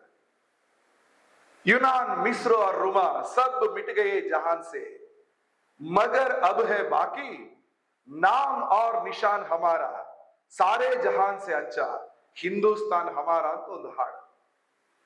ಆ ಸಾರೆ ಜಹಾನ್ ಸೆ ಅಚ್ಚಾ ಹಾಡಿನ ಆ ಸಾಲುಗಳೇನಿದೆ, Yunan, Misr, Ruma, Greek, Egypt, Rome, ಸಬ್ ಮಿಟ್ ಗಯೆ ಜಹಾನ್ ಸೆ, ಎಲ್ಲವೂ ಕೂಡ ಅಳಿದು ಹೋಗಿದೆ. ಮಗರ್ ಅಬ್ ಹೆ ಬಾಕಿ, ಆದ್ರೆ ಈಗಲೂ ಬಾಕಿ ಇದೆ. ನಾಮ್ ಆರ್ ನಿಶಾನ್, ನಮ್ಮ ಹೆಸರು ಮತ್ತು ನಮ್ಮ ಗುರುತು, ಸಾರೇ ಜಹಾನ್ ಸೆ ಅಚ್ಚಾ ಹಿಂದೂಸ್ತಾನ್ ಹಮಾರ ಅಂತ ಕವಿ ಹೇಳ್ತಾನೆ. ಹಿಂದಿನ ನಾಗರಿಕತೆಗಳನ್ನು ನೋಡಿದಾಗ ತನ್ನತನವನ್ನು ಉಳಿಸ್ಕೊಳ್ಳಕ್ಕಾಗದಂತಹ ನಾಗರಿಕತೆಗಳು ನಾಶ ಆಗಿ ಹೋಯ್ತು. ಗ್ರೀಸ್ ಮೇಲೆ ದಾಳಿ ಆಯಿತು. ಗ್ರೀಸ್ ಸಂಸ್ಕೃತಿ ಜಗತ್ತಿನ ಅತ್ಯಂತ ಪ್ರಮುಖ ಸಂಸ್ಕೃತಿ. ಗ್ರೀಕ್ ಸಂಸ್ಕೃತಿಯಲ್ಲಿ ಹೆಣ್ಣು ದೇವತೆಗಳನ್ನ ಪೂಜೆ ಮಾಡ್ತಾ ಇದ್ರು. ಅಪೋಲೋ, ಪ್ಯಾರಗನ್, ವೀನಸ್, ಹೆಣ್ಣು ದೇವತೆಗಳು ಇರ್ತಾ ಇದ್ರು. ಅರಿಸ್ಟಾಟಲ್, ಸಾಕ್ರಟೀಸ್, ಪ್ಲೇಟೋ ಮೊದಲಾದ ಅನೇಕ ತತ್ವಜ್ಞಾನಿಗಳು ಇರ್ತಾ ಇದ್ರು. ಆದ್ರೆ ಒಮ್ಮೆ ಆ ದೇಶದ ಮೇಲೆ ಆಕ್ರಮಣ ಆದಾಗ ಆಕ್ರಮಣವನ್ನು ಎದುರಿಸಲಿಕ್ಕೆ ಆಗದೆ ತನ್ನ ತನವನ್ನ, ಸ್ವಂತಿಕೆಯನ್ನ ಪೂರ್ತಿ ಕಳ್ಕೊಂಡು ಗ್ರೀಸ್ ಇವತ್ತು ಒಂದು ಏಕ ದೇವೋಪಾಸಕ ದೇಶ ಆಗಿದೆ. ಹೆಣ್ಣು ದೇವತೆಗಳು ಇಲ್ವೇ ಇಲ್ಲ. ರೋಮ್ ಸಾಮ್ರಾಜ್ಯ ನಾವು ಕೇಳಿದೀವಿ, ಜೂಲಿಯಸ್ ಸೀಸರ್ ಇದ್ದಾಗ ಉಚ್ಛ್ರಾಯ ಸ್ಥಿತಿಯಲ್ಲಿತ್ತು. ಆ ರೋಮ್ ಸಾಮ್ರಾಜ್ಯ ಮತಾಂತರಕ್ಕೆ ಒಳಗಾಯಿತು. ದಾಳಿಯಾದ ಮೇಲೆ ತನ್ನ ತನವನ್ನು ಪೂರ್ತಿ ಕಳ್ಕೊಳ್ತ. ಈಗ ಅದರ ಹೆಸರು ಕೂಡ ಇಲ್ಲ, ಇಟಲಿ ಅಂತ ಕರಿತೀವಿ. ಪ್ರಾಚೀನ ಜಗತ್ತಿನ ವಂಡರ್ಸ್, ಅದ್ಭುತಗಳು ಅಂತ ಹೇಳಿದಾಗ ಬ್ಯಾಬಿಲೋನಿಯಾದ ತೂಗು ಉದ್ಯಾನಗಳನ್ನು ಹೇಳ್ತಾ ಇದ್ವಿ. ಆ ಬ್ಯಾಬಿಲೋನಿಯಾದ ತೂಗು ಉದ್ಯಾನಗಳು ಇದ್ದಂತಹ ಜಾಗ ಏನಿದೆ, ಯುಫ್ರಟಿಸ್ ಟೈಗ್ರಿಸ್ ನದಿಗಳು, ಅದರ ಅಕ್ಕಪಕ್ಕದ ಸಂಸ್ಕೃತಿಗಳು ಬಹಳ ಚೆನ್ನಾಗಿತ್ತು. ಸೂರ್ಯನನ್ನ ಪೂಜೆ ಮಾಡ್ತಾ ಇದ್ರು, ನೀರನ್ನ ಪೂಜೆ ಮಾಡ್ತಾ ಇದ್ರು, ಪ್ರಕೃತಿಯ ಆರಾಧಕರು. ಒಮ್ಮೆ ಅವರ ಮೇಲೆ ದಾಳಿ ಆದಾಗ ಇಡೀ ಸಂಸ್ಕೃತಿ ನಾಶ ಆಗೋಯ್ತು. ಈಗ ಯುಫ್ರಟಿಸ್ ಇದೆ, ಟೈಗ್ರಿಸ್ ಇದೆ, ಆದ್ರೆ ಅಕ್ಕಪಕ್ಕದ ಸಂಸ್ಕೃತಿಗಳು ಮೆಸೊಪೊಟೇಮಿಯಾ, ಬ್ಯಾಬಿಲೋನ ಎಲ್ಲೆಂದ್ರೆ ಹುಡುಕಿದ್ರೆ ಸಿಕ್ಕಲ್ಲ. ಅದನ್ನ ಇವತ್ತು ಸೌದಿ ಅರೇಬಿಯಾ ಅಂತ ಕರಿತೀವಿ, ಕುವೈಟ್ ಅಂತ ಕರಿತೀವಿ, ಇರಾಕ್ ಅಂತ ಕರಿತೀವಿ, ಟರ್ಕಿ ಅಂತ ಕರಿತೀವಿ. ಮೂಲ ಸಂಸ್ಕೃತಿ ಹೋಗಿ ಆ ಎಲ್ಲ ಜಾಗ ಏಕ ದೇವೋಪಾಸಕ ಸಂಸ್ಕೃತಿ ಆಗಿಬಿಟ್ಟಿದೆ. ಪ್ರಕೃತಿಯನ್ನು ಅವರು ಪೂಜೆನೆ ಮಾಡಲ್ಲ. ಕ್ರಿಸ್ಟೋಫರ್ ಕೊಲಂಬಸ್ ಅಮೆರಿಕಕ್ಕೆ ಕಾಲಿಡುವ ಮುಂಚೆ ಅಮೆರಿಕದಲ್ಲಿ ಮಾಯನ್ ಸಿವಿಲೈಸೇಷನ್ಸ್ ಇತ್ತು. ಅವರು ಸೂರ್ಯನ ಆರಾಧಕರು, ಪ್ರಕೃತಿ ಆರಾಧಕರು. ಅಪೋಕಾಲಿಪ್ಟೋ ಅಂತ ಒಂದು ಸಿನಿಮಾ ನೀವೆಲ್ಲ ಕೆಲವರು ನೋಡಿರ್ಬಹುದು, ಹಿಂದೆ ಬಂದಿತ್ತು, ಈಗ ಅದರ 2ನೇ ಪಾರ್ಟ್ ಬರ್ತಾ ಇದೆ. ಅದರಲ್ಲಿ ಮಾಯನ್ ಸಿವಿಲೈಸೇಷನ್ ತೋರಿಸಿದ್ರು. ಇವತ್ತು ಇಡೀ ಉತ್ತರ ಮತ್ತು ದಕ್ಷಿಣ ಅಮೆರಿಕಗಳೇನಿದೆ, ಇಡೀ ಅಮೆರಿಕ ಏಕ ದೇವೋಪಾಸಕ ಸಂಸ್ಕೃತಿಗೆ ಬಲಿಯಾಗಿದೆ. ತನ್ನ ಮೂಲ ಸಂಸ್ಕೃತಿ, ತನ್ನ ತನವನ್ನ ಕಳ್ಕೊಂಡು ಬಿಡ್ತ. ಪರ್ಷಿಯಾ ಅನ್ನುವ ದೇಶ ಇತ್ತು, ಪಾರ್ಸಿಗಳು ಅಂತ ಅಲ್ಲಿನ ಜನರನ್ನು ಕರೀತಾ ಇದ್ರು. ಒಮ್ಮೆ ಆಕ್ರಮಣ ಆದಾಗ ಪಾರ್ಸಿಗಳು ದಿಕ್ಕಾಪಾಲಾಗಿ ಓಡಿದ್ರು, ಭಾರತಕ್ಕೆ ಬಂದ್ರ. ವಿಜ್ಞಾನ, ತಂತ್ರಜ್ಞಾನ, ವ್ಯಾಪಾರದಲ್ಲಿ ಎತ್ತಿದ ಕೈಯವರ್ದ. ನಮ್ಮ ಟಾಟಾ ಯಾರಿದ್ದಾರೆ, ರತನ್ ಟಾಟಾ, ಜಮ್ಶೆಡ್ಜಿ ಚಾಟ್, ಅವರ ಪೂರ್ವಜರು. ಹೋಮಿ ಜಹಾಂಗೀರ್ ಬಾಬಾ ಅವರ ಪೂರ್ವಜರು. ಪರ್ಷಿಯಾದಲ್ಲಿ ಪಾರ್ಸಿಗಳ ಕಥೆ ಇವತ್ತೇನ? ಪರ್ಷಿಯಾ ಅನ್ನುವ ದೇಶನೇ ತನ್ನ ಹೆಸರನ್ನು ಕಳ್ಕೊಂಡು ಇರಾನ್ ಆಗಿದೆ. ಅದು ಕೂಡ ಒಂದು ಮತೀಯವಾಗಿ ಏಕ ದೇವೋಪಾಸಕ ಸಂಸ್ಕೃತಿ. ಪ್ರಾಚೀನ ಈಜಿಪ್ಟ್ ಇವತ್ತಿಲ್ಲ. ನೈಲ್ ನದಿಯ ಸುತ್ತ ಇದ್ದಂತಹ ಒಂದು ಪ್ರಾಚೀನ ಸಂಸ್ಕೃತಿ, ಸತ್ತ ಶವಗಳನ್ನ ಸುತ್ತಿ ಬಟ್ಟೆಯಲ್ಲಿಟ್ಟು ಪಿರಮಿಡ್ಗಳಲ್ಲಿ ಇಡ್ತಾ ಇದ್ದಂತಹ ಸಂಸ್ಕೃತಿ ಇವತ್ತು ಇಲ್ಲವೇ ಇಲ್ಲ. ಇವತ್ತು ಈಜಿಪ್ಟ್ ಒಂದು ಸುನ್ನಿ ಮುಸ್ಲಿಂ ದೇಶ. ಆಸ್ಟ್ರೇಲಿಯಾದ ಮೂಲ ನಿವಾಸಿಗಳನ್ನ ಅಬಾರಿಜಿನಲ್ಸ್ ಅಂತ ಕರೀತಾ ಇದ್ರು. ಬಹಳ ಎತ್ತರಕ್ಕೆ, ಕಪ್ಪಗೆ, ಕರ್ರಗೆ ಇರ್ತಾ ಇದ್ರು. ಯಾವಾಗ ಬ್ರಿಟಿಷ್ ಕೊಲೋನಿಯಲ್ಸ್ ಅಲ್ಲಿಗೆ ಪ್ರವೇಶ ಮಾಡಿದ್ರೋ ಅಲ್ಲಿ ಮತಾಂತರ ಶುರುವಾಯಿತು, ಹತ್ಯಾಕಾಂಡ ಶುರುವಾಯಿತು, ಮ್ಯಾಸೇಕರ್ಗಳಾಯ್ತು. ಆಸ್ಟ್ರೇಲಿಯಾ, ಕ್ವೀನ್ಸ್ಲ್ಯಾಂಡ್, ಟಾಸ್ಮಾನಿಯಾ, ನ್ಯೂಜಿಲೆಂಡ್, ಅಕ್ಕಪಕ್ಕದ ದ್ವೀಪಗಳಲ್ಲಿ ಪೆನೆಟ್ರೇಷನ್ಗಳು ಶುರುವಾಯಿತು. ಇವತ್ತು ಅಲ್ಲಿನ ಮೂಲ ನಿವಾಸಿಗಳು ಇಲ್ವೇ ಇಲ್ಲ. ಪ್ರಕೃತಿಯ ಪೂಜಕರವರು ಮರ ಗಿಡಗಳನ್ನ ಪೂಜೆ ಮಾಡ್ತಾ ಇದ್ರು. ಹೀಗೆ ಜಗತ್ತಿನ ಒಂದು ಭೂಪಟವನ್ನ ತಗೊಂಡು ನೋಡಿದ್ರೆ ಕಳೆದ 2000 ವರ್ಷಗಳಲ್ಲಿ ತನ್ನ ಮೂಲ ಸಂಸ್ಕೃತಿಯನ್ನ ಕಳೆದುಕೊಂಡು ಇನ್ಯಾವುದೋ ದೇಶದ ಒಂದು ಅಚ್ಚನ್ನ, ಎರಕವನ್ನು ಒಯ್ದ ಸಂಸ್ಕೃತಿಗಳಾಗಿ ಇವತ್ತಿನ ಅನೇಕ ಪ್ರಮುಖ ದೇಶಗಳು ಬಾಳಿ ಬದುಕ್ತಾ ಇದ್ದಾವೆ. ಆದ್ರೆ 2000 ವರ್ಷಗಳಲ್ಲಿ ಅನೇಕ ದಾಳಿಗಳನ್ನ, ಆಕ್ರಮಣಗಳನ್ನ ಎದುರಿಸಿ ಉಳಿಸಿಕೊಂಡು ಬಂದಿರುವ ಸಂಸ್ಕೃತಿ ಜಗತ್ತಲ್ಲಿ ಇದ್ರೆ ಅಂದ್ರೆ ಅದು ಭಾರತ ಮಾತ್ರ. ತನ್ನ ತನವನ್ನ ಕಳ್ಕೊಂಡ ದೇಶಗಳ ಸಂಖ್ಯೆ ದೊಡ್ಡದಿದೆ. ತನ್ನ ತನವನ್ನ ಉಳಿಸಿಕೊಂಡ ದೇಶ ಅದು ಭಾರತ. ಅದು ಉಳಿಸ್ಕೊಳ್ತ ತನ್ನ ತನವನ್ನ, ಸೆಲ್ಫ್ ಹುಡ್ ಅನ್ನ. ಹಾಗಾಗಿ ಭಾರತದ ಸ್ವಾತಂತ್ರ್ಯ ಹೋರಾಟಕ್ಕೆ ತನ್ನ ತನವನ್ನ ಉಳಿಸ್ಕೊಳ್ಬೇಕು ಅನ್ನುವ ಪ್ರಜ್ಞೆ ಎಲ್ಲರಲ್ಲೂ ಇತ್ತು. ನಾವು ಇನ್ಯಾವುದೋ ದೇಶವಾಗುವುದಲ್ಲ, ತನ್ನ ಮೂಲ ಸ್ವಭಾವವನ್ನು ಉಳಿಸ್ಕೊಳ್ತಾ ಸ್ವಾತಂತ್ರ್ಯವನ್ನು ಗಳಿಸ್ಬೇಕು. ಭವಿಷ್ಯದ ಭಾರತ ಆ ರೀತಿ ನಾವು ಕಟ್ಟಬೇಕು ಅಂತ ಅವರ ಮನಸ್ಸಲ್ಲಿ ಇದ್ದಂಥದ್ದು. ಹಾಗಾಗಿ ಭಾರತ ಇವತ್ತೇನು ನಾವು ಕಾಣ್ತಾ ಇದ್ದೀವಿ, ಜಗತ್ತಿನ ಬೇರೆ ದೇಶಕ್ಕೂ ನಮಗೆ ಇರ್ತಕ್ಕಂಥ ದೊಡ್ಡ ವ್ಯತ್ಯಾಸ ಅಂದ್ರೆ ಅವರು ಅನೇಕ ವಿಷಯಗಳಲ್ಲಿ ಮುಂದೆ ಹೋಗಿರಬಹುದು. ಸ್ವತಃ ಸಾಮ್ಯುಯಲ್ ಹಂಟಿಂಗ್ಟನ್ನೇ ಅವರ ಪುಸ್ತಕದಲ್ಲಿ ಹೇಳುವ ರೀತಿಯಲ್ಲಿ ಅಮೆರಿಕ ತನ್ನ ಮೂಲ ಐಡೆಂಟಿಟಿಯನ್ನೇ ಕಳ್ಕೊಂಡ್ಬಿಟ್ಟಿದೆ. ಅಮೆರಿಕದ ಮೂಲ ಐಡೆಂಟಿಟಿಗೆ ಚಾಲೆಂಜಸ್ ಬಂದಿದೆ. ಇವತ್ತು ಅಮೆರಿಕದ ಯಾವುದೇ ಪಟ್ಟಣಗಳಿಗೆ ಹೋಗಿ ನೋಡಿದ್ರೆ, ವಾಷಿಂಗ್ಟನ್, ನ್ಯೂಯಾರ್ಕ್ ಅಥವಾ ಶಿಕಾಗೋ ಇರಬಹುದು, ಅನೇಕ ಪಟ್ಟಣಗಳಿಗೆ ಹೋಗಿ ನೋಡಿದ್ರೆ ಅವರ ಜನಜೀವನದ ಶೈಲಿ ಏಕರೂಪವಾಗಿದೆ. ಒಂದೇ ಭಾಷೆಯನ್ನ ಒಂದೇ ರೀತಿಯಲ್ಲಿ ಮಾತಾಡ್ತಾ ಇದ್ರೆ ವ್ಯತ್ಯಾಸಗಳೇ ಇಲ್ಲ.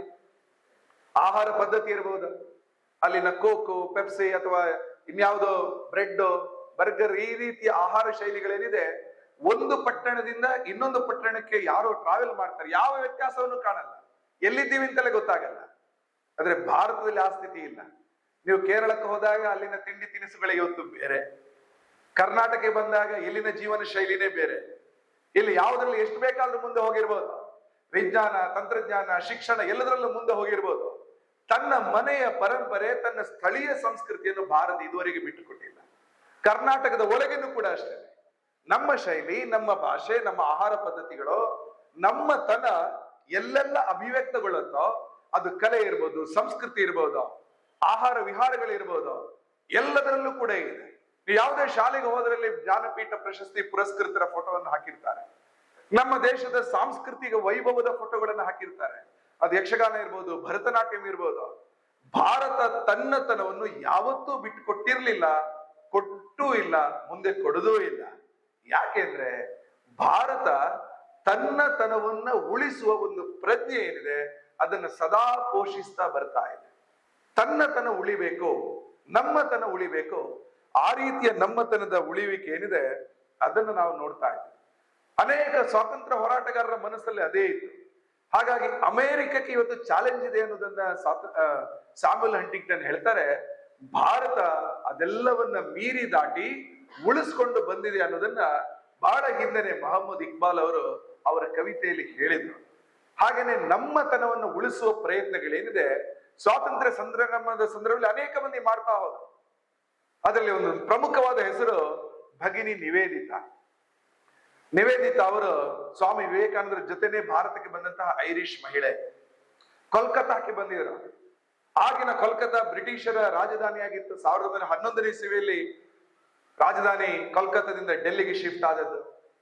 ಕೋಲ್ಕತ್ತಾದಲ್ಲಿ ಅನೇಕ ಶಾಲೆಗಳನ್ನು ಬ್ರಿಟಿಷರು ತೆರೀತಾ ಇದ್ರು. ಅವರು ಹೇಳ್ತಾ ಇದ್ರು, ನಮಗೆ ಭಾರತೀಯರಿಗೆ ಎಜುಕೇಶನ್ ಕೊಡಬೇಕು, ಭಾರತೀಯರಿಗೆ ಶಿಕ್ಷಣ ಇಲ್ಲ, ಪವರ್ಟಿ ಇದೆ, ಅವರಿಗೆ ಅನಕ್ಷರತೆ ಇದೆ, ಆರೋಗ್ಯದ ಸಮಸ್ಯೆ ಇದೆ. ಹಾಗಾಗಿ ನಾವು ಅವರ ಜೀವನ ಮಟ್ಟವನ್ನು ಸುಧಾರಿಸ್ತೀವಿ ಅನ್ನೋ ಕಾರಣಕ್ಕೋಸ್ಕರ ಅನೇಕ ಶಾಲೆಗಳನ್ನು ತೆರೀತಾ ಹೋದ್ರು.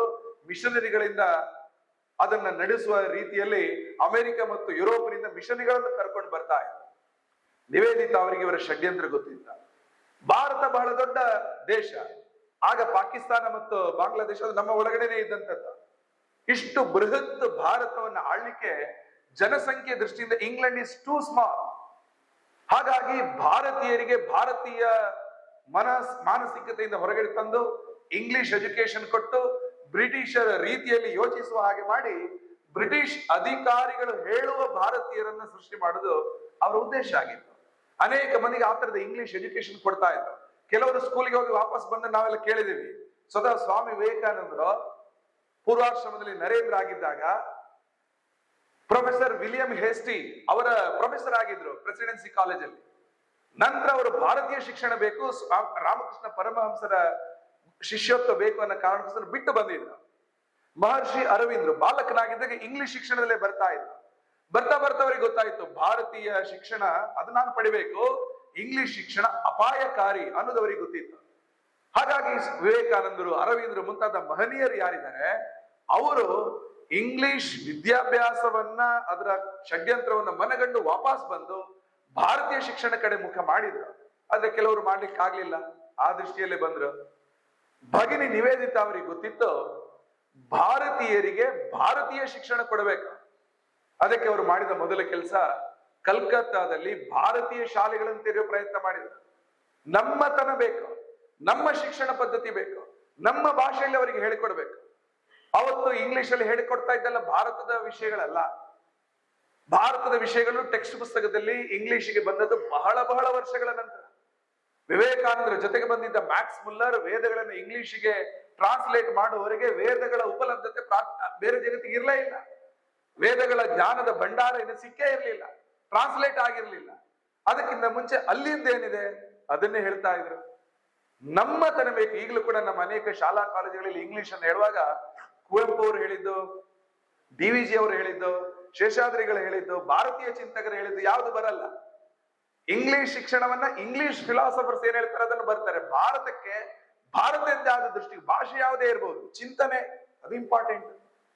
ಹಾಗಾಗಿ ಭಾರತೀಯ ಚಿಂತನೆ ಆಧಾರಿತ ಶಿಕ್ಷಣ ಬೇಕು ಅಂತ ಹೇಳಿ ನಿವೇದಿತಾ ಅವರು ಕೆಲಸಕ್ಕೆ ಶುರು ಮಾಡ್ತಾರೆ.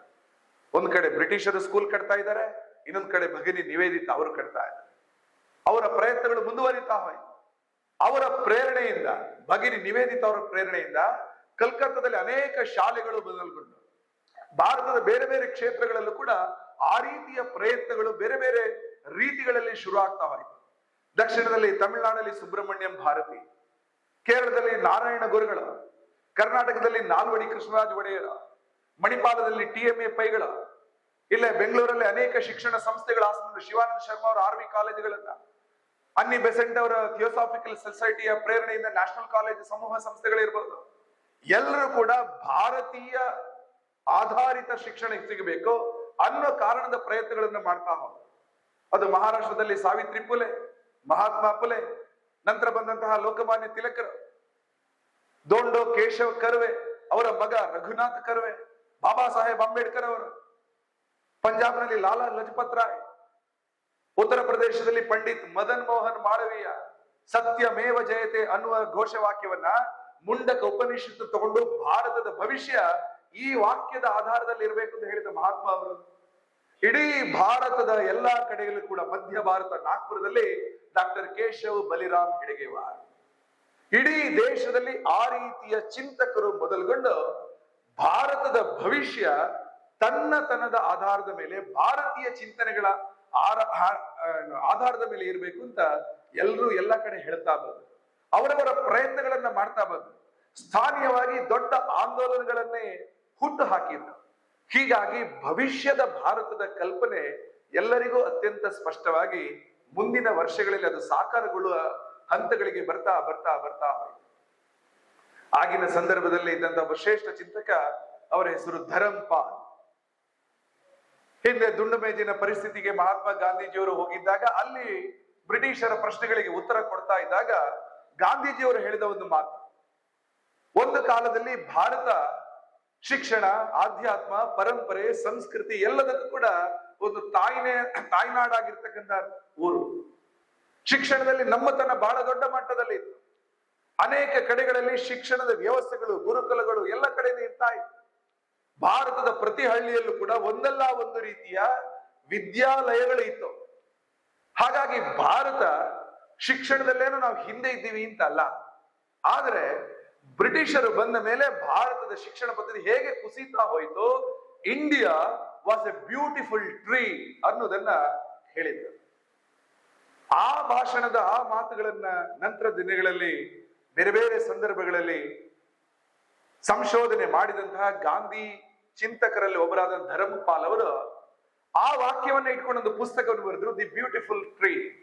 ಕನ್ನಡದಲ್ಲಿ ಅದನ್ನ ಚೆಲುವ ತರು ಅಂತ doctor Madhav Peraje, Hampi university professor ಅದನ್ನ ಟ್ರಾನ್ಸ್ಲೇಟ್ ಮಾಡಿದ್ದಾರೆ. ಆ ಇಡೀ ಪುಸ್ತಕದಲ್ಲಿ ಇರುವಂತದ್ದು ಎರಡು ಇಂಪಾರ್ಟೆಂಟ್ ವಿಷಯಗಳು. ಮೊದಲನೇದು, ಭಾರತಕ್ಕೆ ತನ್ನದೇ ಆದ ಒಂದು ಚಿಂತನೆಯ ಕ್ರಮ ಇದೆ. India thinks on her own. ಜಗತ್ತಿನ ಬೇರೆ ದೇಶಗಳು ಯೋಚನೆ ಮಾಡೋದಕ್ಕೂ ಭಾರತ ಯೋಚನೆ ಮಾಡೋದಕ್ಕೂ ವ್ಯತ್ಯಾಸ ಇದೆ, ಕಾಲ ಕಾಲಕ್ಕೆ ವ್ಯತ್ಯಾಸ ಇದೆ. ಅದನ್ನ ಅವರು ಚಿತ್ತ, ಕಾಲ ಮತ್ತು ಮನಸ್ಸು ಈ ಮೂರು ಶಬ್ದಗಳನ್ನು ಬಳಸಿದ್ರು. ನಂತರ ದಿನಗಳಲ್ಲಿ ಪಂಡಿತ್ ದೀನ್ ದಯಾಳ್ ಉಪಾಧ್ಯಾಯ ಅವರು ಕೂಡ ಇದೇ ಶಬ್ದವನ್ನು ಸ್ವಲ್ಪ ವ್ಯತ್ಯಾಸ ಆಗಿ ಬಳಸಿದ್ರು. ಅವರು ಭಾರತವನ್ನು ದೇಶ ಏನಿದೆ ಅದಕ್ಕೊಂದು ಆತ್ಮ ಇದೆ, ಚಿತಿ ಅನ್ನುವ ಶಬ್ದವನ್ನು ಬಳಸಿದರು. ಚಿತಿ ಅನ್ನುವ ದೀನ್ ದಯಾಳ್ರ ಶಬ್ದ, ಚಿತ್ತ ಅನ್ನುವ ಧರಂಪಾಲ್ ಅವರ ಶಬ್ದ. ಇದರೆರಡ ಸರಳ ಅರ್ಥ ಏನಂದ್ರೆ, ಭಾರತಕ್ಕೆ ತನ್ನದೇ ಆದ ಒಂದು ಸ್ವಭಾವ ಇದೆ. ಪ್ರತಿ ದೇಶಕ್ಕೂ ತನ್ನದೇ ಆದ ಸ್ವಭಾವ ಇದೆ. ಸ್ವಾಮಿ ವಿವೇಕಾನಂದರು ಅಮೆರಿಕಕ್ಕೆ ಹೋಗಿ ವಾಪಸ್ ಭಾರತಕ್ಕೆ ಬಂದಾಗ ಒಬ್ಬ ಯುವಕ ಅಮೆರಿಕದ ವಿಶೇಷತೆಗಳ ಬಗ್ಗೆ ಸ್ವಾಮಿ ವಿವೇಕಾನಂದರು ಕೇಳ್ತಾರೆ, Swamiji, how India is different from the west. ಆಗ ಅವರು ಹೇಳ್ತಾ ಇದ್ರು, ಎಲ್ಲ ದೇಶಗಳ ಸ್ವಭಾವ ಬೇರೆ ಬೇರೆ. ಅಮೆರಿಕ ಥಿಂಕ್ಸ್ ಆನ್ ಇಕಾನಮಿ, ಎಲ್ಲದಕ್ಕೂ ಕೂಡ ಆರ್ಥಿಕ ರೂಪದಲ್ಲಿ ನೋಡುತ್ತೆ. Europe will think in terms of trade and commerce, ಎಲ್ಲದರಲ್ಲೂ ವ್ಯಾಪಾರ, ವಾಣಿಜ್ಯ. ನಿಮಗೆ ಕುಡಿಯೋ ನೀರು ಬೇಕೋ ಅದರಲ್ಲಿ ವ್ಯಾಪಾರ, ಶಿಕ್ಷಣ ಬೇಕು ಅದರಲ್ಲಿ ವ್ಯಾಪಾರ, ಆರೋಗ್ಯ ಬೇಕು ವ್ಯಾಪಾರ, ಹಸಿವಾಗ್ತಾ ಇದೆ ಅದರಲ್ಲಿ ವ್ಯಾಪಾರ, ಪ್ರತಿಯೊಂದರಲ್ಲೂ ವ್ಯಾಪಾರ.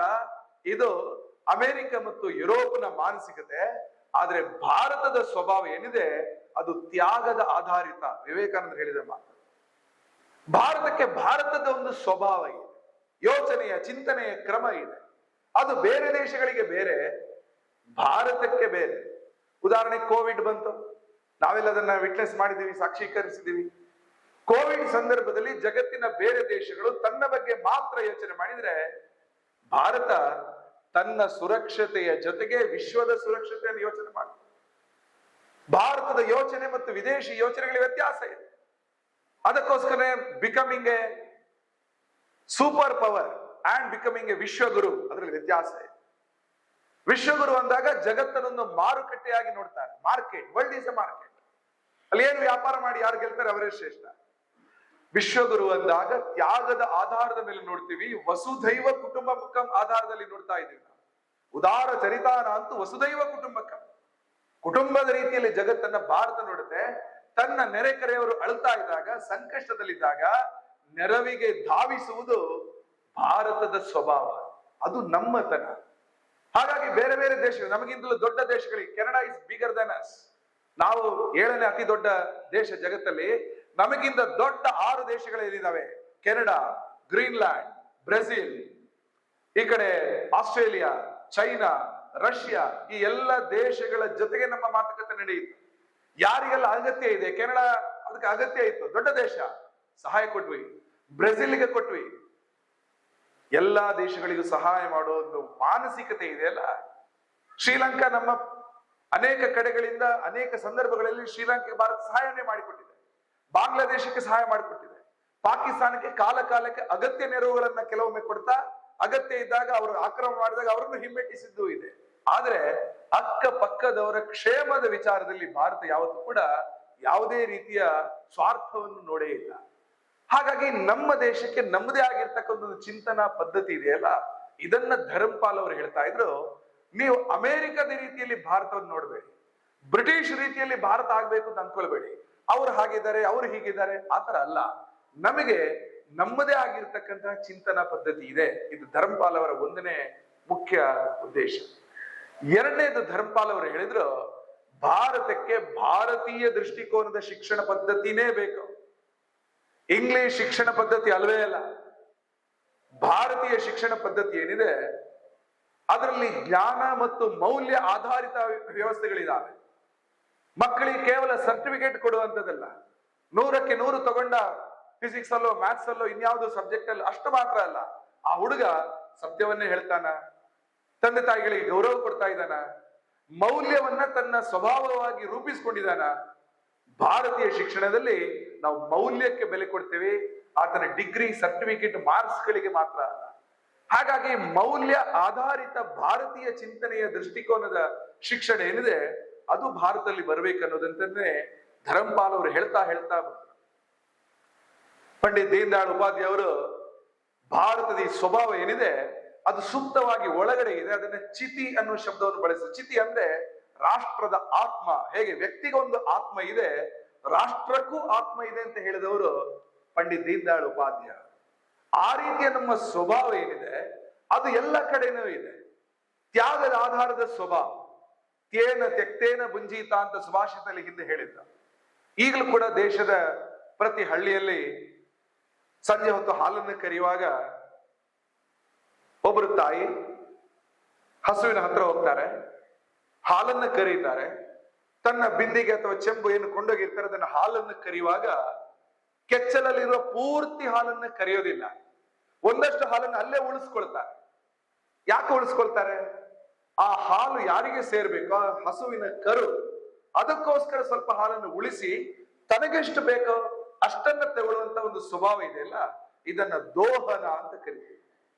ಆ ರೀತಿಯ ದೋಹನದ ಸ್ವಭಾವ ಏನಿದೆ, ತನಗೆಷ್ಟು ಬೇಕೋ ಅಷ್ಟು ಸ್ವೀಕಾರ ಮಾಡುದು, ಇದು ಭಾರತದ ಸ್ವಭಾವ, ಭಾರತದ ಚಿತ್ತ, ಇದು ಭಾರತದ ಚಿಂತನ ಕ್ರಮ. ಇದು ವಿದೇಶಗಳಲ್ಲಿ ಇದಿಲ್ಲ. ಭೋಗವಾದದ ದೇಶಗಳಲ್ಲಿ ಎಷ್ಟು ಸಾಧ್ಯವೋ ಅಷ್ಟು ಎಕ್ಸ್ಪ್ಲಾಯ್ಟ್ ಮಾಡಬೇಕು, ಅಲ್ಲಿ ಶೋಷಣೆ ಇದೆ, ನಮ್ಮಲ್ಲಿ ದೋಹನ ಇದೆ.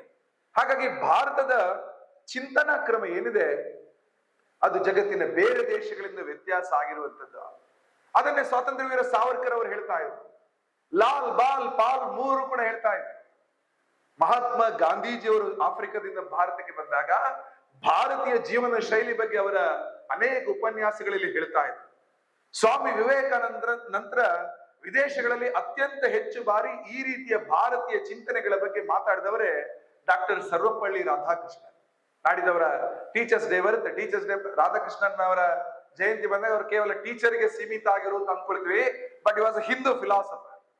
ಹಿಂದೂ ಜೀವನ ಶೈಲಿಯನ್ನ ವಿವೇಕಾನಂದ ನಂತರ ಅತ್ಯಂತ ಹೆಚ್ಚು ಯೂನಿವರ್ಸಿಟಿಗಳಲ್ಲಿ ಭಾಷಣ ಮಾಡಿದವರೇ ಸರ್ವಪಳ್ಳಿ ರಾಧಾಕೃಷ್ಣನ್.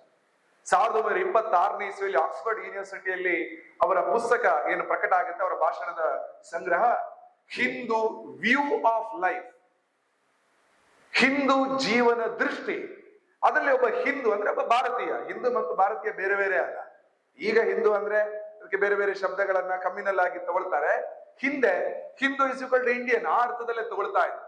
ಹಿಂದೂ ಜೀವನ ದೃಷ್ಟಿ ಏನಿದೆ, ಆ ಜೀವನ ದೃಷ್ಟಿಯ ಈ ಎಲ್ಲ ಅಂಶಗಳು ತ್ಯಾಗದ ಆಧಾರದಲ್ಲಿ ನೋಡುವಂಥದ್ದು, ಸರ್ವೇ ಭವಂತು ಸುಖಿನ ಎಲ್ಲರ ಸುಖವನ್ನು ನೋಡುವಂಥದ್ದು, ಸರ್ವೇ ಸಂತು ನಿರಾಮಯ ಎಲ್ಲರೂ ಆರೋಗ್ಯದಿಂದ ಇರಬೇಕು, ಸರ್ವೇ ಭದ್ರಾಣಿ ಪಶ್ಯಂತು ನೋಡುವಾಗ ಎಲ್ಲರೂ ಭದ್ರ ಅಂದ್ರೆ ಮಂಗಳವಾಗಿರ್ಬೇಕು, ಚೆನ್ನಾಗಿರ್ಬೇಕು. ಆದ್ರೆ ಆಪರೇಷನಲ್ ಟರ್ಮ್ ಈಸ್ ಸರ್ವೇಪಿ ಎಲ್ಲರೂ ಚೆನ್ನಾಗಿರ್ಬೇಕು. ಈ ಸರ್ವರ ಬಗ್ಗೆ ಯೋಚನೆ ಮಾಡೋ ನಮ್ಮ ಭಾವ ಏನಿದೆ, ಸಾರ್ವಜನಿಕ ಬದುಕಿನಲ್ಲಿ ನಾವು ಅದನ್ನ ಆಗಾಗ ಎಕ್ಸ್ಪ್ರೆಸ್ ಮಾಡ್ತಾ ಇರ್ತೀವಿ. ಈ ಸ್ವಭಾವ ಅದು ನಮ್ಮದಾಗಬೇಕು. ಅದು ಭಾರತೀಯ ಸ್ವಭಾವ. ಸ್ವಾತಂತ್ರ್ಯದ ಅನೇಕ ಹೋರಾಟದ ಪತ್ರಿಕೆಗಳಲ್ಲಿ ಈ ಸ್ವಭಾವಗಳನ್ನ ಅನೇಕ ಕಡೆಯಲ್ಲಿ ಬರಿತಾ ಹೋಗ್ತಾ ಇದೆ. ಹೀಗೆ ಭಾರತದ ಸ್ವಾತಂತ್ರ್ಯ ಹೋರಾಟದ ಸಂದರ್ಭದಲ್ಲೂ ನಂತರದ ಸಂದರ್ಭದಲ್ಲೂ, ಅದು ಪ್ರಾರಂಭದಲ್ಲೇ ಸಂವಿಧಾನದ ಪೀಠಿಕೆಯಲ್ಲಿ ಬಾಬಾ ಸಾಹೇಬ್ ಅಂಬೇಡ್ಕರ್ ಕೊಟ್ಟಂತಹ 4 ಪ್ರಮುಖ ಆಧಾರ ಸ್ತಂಭದ ಮೇಲೆ ನಮ್ಮ ಸಂವಿಧಾನ ನಿಂತಿದೆ. Equality, justice, liberty and fraternity. ಆ 4 ಕೂಡ ಭಾರತೀಯ ಮೌಲ್ಯಗಳೇ. ಪ್ರತಿಯೊಬ್ಬನಿಗೂ ನ್ಯಾಯ ಸಿಗಬೇಕು, ಪ್ರತಿಯೊಬ್ಬನಿಗೂ ಕೂಡ ಸ್ವಾತಂತ್ರ್ಯ ಸಿಗಬೇಕು. ತನ್ನ ಉಪಾಸನಾ ಸ್ವಾತಂತ್ರ್ಯ, ಧಾರ್ಮಿಕವಾಗಿರ್ತಕ್ಕಂಥ ಅನೇಕ ನಂಬಿಕೆಗಳ ಸ್ವಾತಂತ್ರ್ಯ, ಯಾವ ಶಿಕ್ಷಣವನ್ನು ಪಡ್ಕೊಳ್ಬೇಕನ್ನೋ ಸ್ವಾತಂತ್ರ್ಯ ಎಲ್ಲರಿಗೂ ಸಿಗಬೇಕು. ಸಮಾನತೆಯ ಆಧಾರದಲ್ಲಿ ನಾವು ಬರಬೇಕು. ಈಕ್ವಾಲಿಟಿ ಬಿಫೋರ್ ಲಾ, ಕಾನೂನು ಮುಂದೆ ನಾವೆಲ್ಲರೂ ಸಮಾನ. ಹೀಗೆ ಈ ಎಲ್ಲ ಅಂಶಗಳೇನಿದೆ, ಮುಖ್ಯವಾಗಿ 4ನೇದೇನಿದೆ ಫ್ರಾಟರ್ನಿಟಿ, ಭ್ರಾತೃತ್ವ. ಅದಷ್ಟು ಸುಲಭದಲ್ಲಿ ಬರಲ್ಲ, ಹೃದಯದಿಂದ ಬರಬೇಕು.